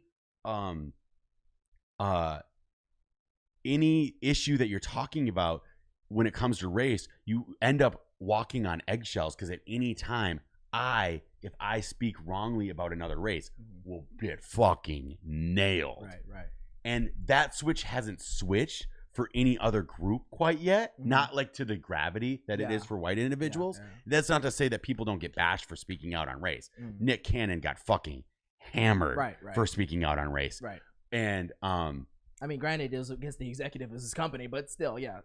I mean, horrible, but he was like, I mean, because he was saying that melanin gives compassion, and melanin is related to empathy, and if you don't have melanin, you physically in your DNA, you don't have the ability to garner as much empathy as someone who has melanin. That is as blatant prejudice as you can have. Like that's like the deepest rooted type of prejudice ever. No, yeah, and horrible, so he got hit hard on that, but there's not an overwhelming sense of the way that it's gonna hit when it does hit for how it's hitting right now for white people. I see what you're saying. You know what I mean? I totally see what you're saying. Yeah. So it's a tough conversation because I'm not saying that like, dude, white people who are racist, like, fuck you, dude, stop. Right. Like, it's not right. Prejudice is fucking the most disgusting thing in the world. That's all I'm saying. Yeah. And it should stop at that. Right. Like, dude, prejudice 100%. Is fucking disgusting. 100%. And I even it's a rant. No. I it's a good rant too. And prejudice should stop. And that's basically what I'm talking about. Judging someone from the ability from what they look like or whatever their skin color is. And that's basically what we're talking about. And for me, additionally, what I was talking about is just like it's I feel like almost like racism prejudice comes from like a level of like almost laziness of like not being able to investigate. I mean, of course, you don't have time to investigate each individual person, but it's just like it's not doing it's not doing the best due diligence for the person. Yeah. By judging them because of you saw someone else do something. Like if I don't like you because white people rip everybody off. Yeah. There's something, or all of a sudden I don't like you, but like you don't rip people off. I didn't do my due diligence on you yet. Yeah. You know what I mean? So like to me to call you something like that, it's very lazy of me to do that. If that makes sense. Right. Yeah, and we all have our specific comfort levels with levels of prejudice. Yeah. Where we're like, yeah, I get it. Like, I'm a white guy from Minnesota. Like, I kind of have to like prove myself in a way to not have the racial thoughts that people expect from me. Yeah. Right. Like that's I walk into a lot of rooms like that when I say I'm from Minnesota. I'm like, okay, I'm coming in with this certain perspective. People will probably have a perception of me that like maybe I have like some racial issues that I need to like deal with or something. I don't know. Like that's how sometimes it feels. Yeah. But because people are like, oh, you're from like you probably know a Trump voter. I'm like, yeah, dude. Like half the people I love are Trump voters. Yeah. But so this is so interesting. Let's go back to even the conversation of like African American or black. Okay. Because I guess the way that I was trying to describe it was like 2 years ago, I think it came out as we are supposed to address communities of color as POC, people of color. Yeah, I remember that. So it all came out as people of color. Mm-hmm. And then about a year ago, it changed to Black Indigenous people of color. So it BIPOC. Yeah, that was weird. I don't even agree with that weird shit. So that's where it like kind of that's where it like this is where the and this is the best way for me to be able to articulate kind of how the evolution of dialogue and how we like deal with the situation of like because I'm not really in those conversations, but then I'm but I have to reflect those conversations where I have to like say, okay, cool. Like that's what I'm doing now. But a lot of the times by the time it's like, hey, did you not know that you were supposed to say people of color? I'm like, no, I didn't, but I will. People are like, but I can't believe you didn't know that yet. I'm like, okay, cool. And then I'm saying people of color. And then everyone's like, dude, it's black indigenous people of color. Like you have to represent the black and the indigenous. Those are different life experiences than all people of color. Yeah. And then I'm still kind of waiting for like the Asian descendants to have to get now their place in the people of color that's probably not fully represented in that space. Yeah. And so now it's like we're back to like a long ass acronym that would, when it really comes down to it, is let's address all people based on the fact that they're probably a singular identity. Yeah, I guess what I'm saying. That's right? What I'm saying. They're a singular identity. They're not. Their identity is not the color of their skin. And that doesn't mean that I can't understand that maybe you have understanding of life differently to me because you are black, right? And that there might be a set of historical circumstances that I need to be responsible with while talking about these things, right? But like, so having that like historical context, like, okay, yeah, I had that, but then also at the end of the day being like, but I actually don't have any idea before I know Cam, about how he feels about that, no fucking idea, at all. And you don't have any idea what it feels like to be white, right? No, not. And so like, and there might be there's a diverse amount of experiences that comes with too. And I've told you some of my experiences. My experiences are all the way Negro. Like they're not all the way like that sometimes. Like sometimes I get privileged a little bit too. So it's so that's what I'm saying. Everyone gets a little, basically has their own individual experience is what I'm trying to say. And then like to come out, your prejudice against someone because of how someone else treated you or how your experience with somebody else that looked had a similar skin tone as someone else. It's a shame. It's lazy on you. That's my point. Do you see a sentiment like from like the Twitterverse about like African American people being called black? Is that something that's gaining momentum of being like, let's go more back to that type of dialogue? No, it's like I'm not even it's just a personal bit for you. Yeah, it's not even the personal, it's a personal bit for me, because it's not even people saying black people, white people. It's not even that's not what bothers me. It's the connotation. It's connotation of like, it's like you blacks, you whites. Yeah, like it's just like, it's like almost like this. So if I say it with like certain inflection, like, hey, this I'm talking about the black community, you're like, it doesn't get received like that. Yeah, but when I'm like, okay, motherfucking black people. No, motherfucking blacks. Like that sounds weird. Like that, like it almost makes me feel like you have something that you are holding back or gonna say next. It is. I'm not gonna like. It is like if you do say whites or blacks, there is this like. You're so right. The plural of it makes it it gets a little dicey. It gets a little weird. So like when someone says the whites, the blacks. When someone says that's another minority, by the way, because that's something that like because that comes from like society, that comes from a lot of white people back in the day. So like when another minority says it, that's why I'm pissed off about it. When another Asian American, because you're using a suppressive dialogue now in your favor, but then you're in the same fucking. Like you're beating each other up. Right. You're another minority using that against basically another minority that come from using language of the white people. And I do that oppresses both of you. And I do agree with the whole meme where like you will see like the big old fat white guy with all the cookies, and then it'll be like two minority groups fighting over one cookie. Yeah. And he'd be like, "Why are you fighting over there?" with his like 25 cookies and one cookie. Yeah. And so I do get how systematic oppression creates that racial tension, right? Because it feels like there's only one cookie left, right? So then now it's like I am fighting you to be able, like, so like I'll see. It's not even the case. Like this woman is a CNBC reporter. Like she's like rich. She's like, that's what's weird is like we are currently societally letting authors and like Ivy League professors say shit. And in 20 years will not be allowed. Dude. That's what I'm saying. And like you're saying it from the top. That's what really is. Then it's gonna repeat it from other people. Agreed. Especially when she's talking about Asian people being attacked. Well, she's Asian. She's talking about Asian people being attacked by blacks. Like that is what starts divides. That is what starts separation. That's what starts shit. Because you're like literally like that tiny bit of like little bit of that extra part of like just not just saying the word African American, just that little extra word, just cause something somewhere. Or like the black community. And whatever. But she hit it with blacks. Blacks. So it starts something in someone's brain, and then they're listening to this like, yeah, why is that happening? I don't like that. I like the blacks. I don't like them. But in a way, isn't it nice that she used it that way for you actually know, like her intention?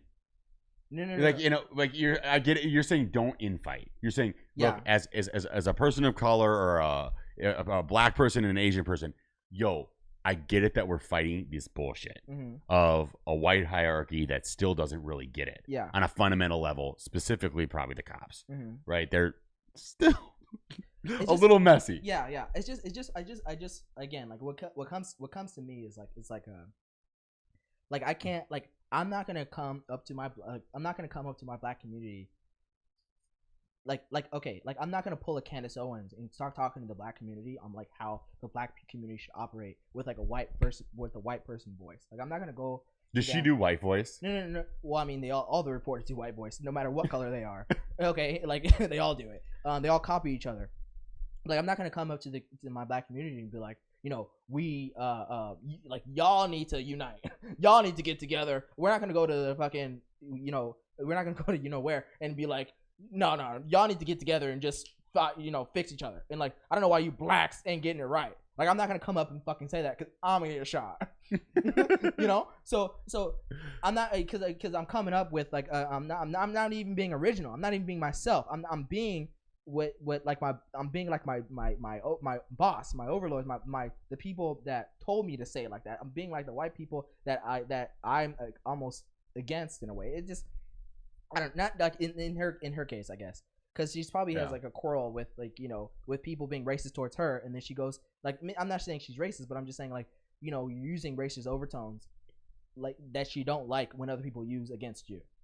Yeah, well, and why does that generally happen? It's the easy way out. Yeah, it's so easy to just have it's blanket easy. Statements. It's easy. Yeah. It's lazy. That's what I keep saying. And that was your first statement. You're like, let's stop making it like doing that easy shit and not actually diving deeper into it. Stop being fucking lazy. It just fucking like if you're gonna address like a whatever community, like just at minimum call their real names out. Yo, that's so right. You're real. So, and the person who said like I agree with the black guy, you didn't hear my first point. So I'm kind of disappointed. I saw your comment. But anyway, then don't get me wrong, I agree with him too. But you know who you are. But like I'm like okay, like come on, guy, like help me out here, help me out, brother or sister or whatever your name is. So anyway, so yeah, I mean, I hate to. Y'all need to call in. Y'all ignore comments. What are you talking about? I'm reading your comments, bro. I experienced sued and won against AG. They didn't even want to hear my perspective. They told me to stop complaining like Megan. Like Megan? That's weird. Wait. So you won? I don't get it. Where do you win from? Sorry. Yeah, maybe we didn't read all the comments. But you said I experienced, sued, and won against AIG, which is one of the biggest insurance companies there are, and they didn't even want to hear my perspective. I was told to stop complaining.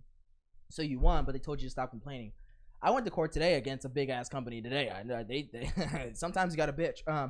No, stop complaining. I mean that's not really right. I mean, okay, no, stop complaining like Megan. That is pretty racist because they call you if you're black and they say stop complaining like Megan. That's pretty racist, and that's racist.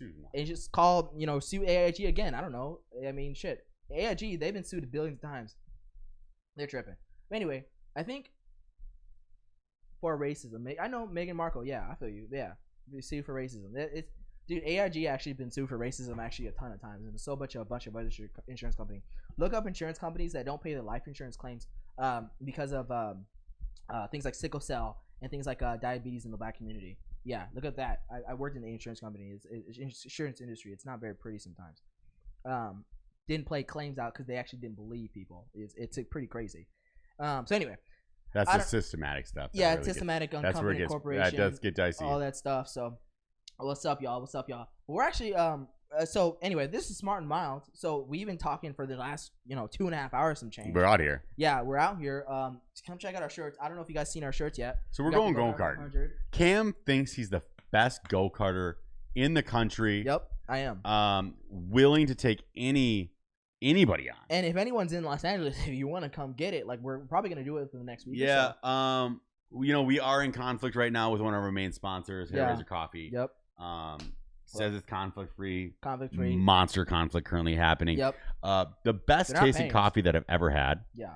My favorite coffee on the planet. Yeah. A little bougie. Yeah. It's all right. Look pretty expensive, yeah. 5-pound bag. Yeah. So that's why. Yeah, but I think our next sponsor is gonna be K1 Racing. Yeah.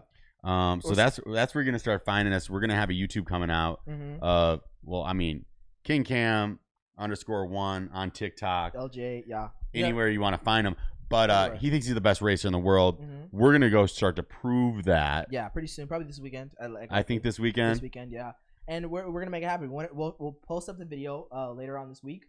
If you're following us, like and subscribe us on YouTube, Spotify, Apple Music, and our people from international viewers. Like, my goodness, like, feel free to download it for whatever app you guys are using. We're not sure. We have some day ones from France. Guys from France, bro. Which I'm loving to see that community spread. We got it's Russians, crazy. We got Russians. We got English. We got people in Colorado. We got people in all over the map now. Like, we're growing little by little, and I love it. It's fun. It's really, really fun to see. So dope. We get way too excited about the just small little baby steps of this, but it's so much fun building it. Yeah.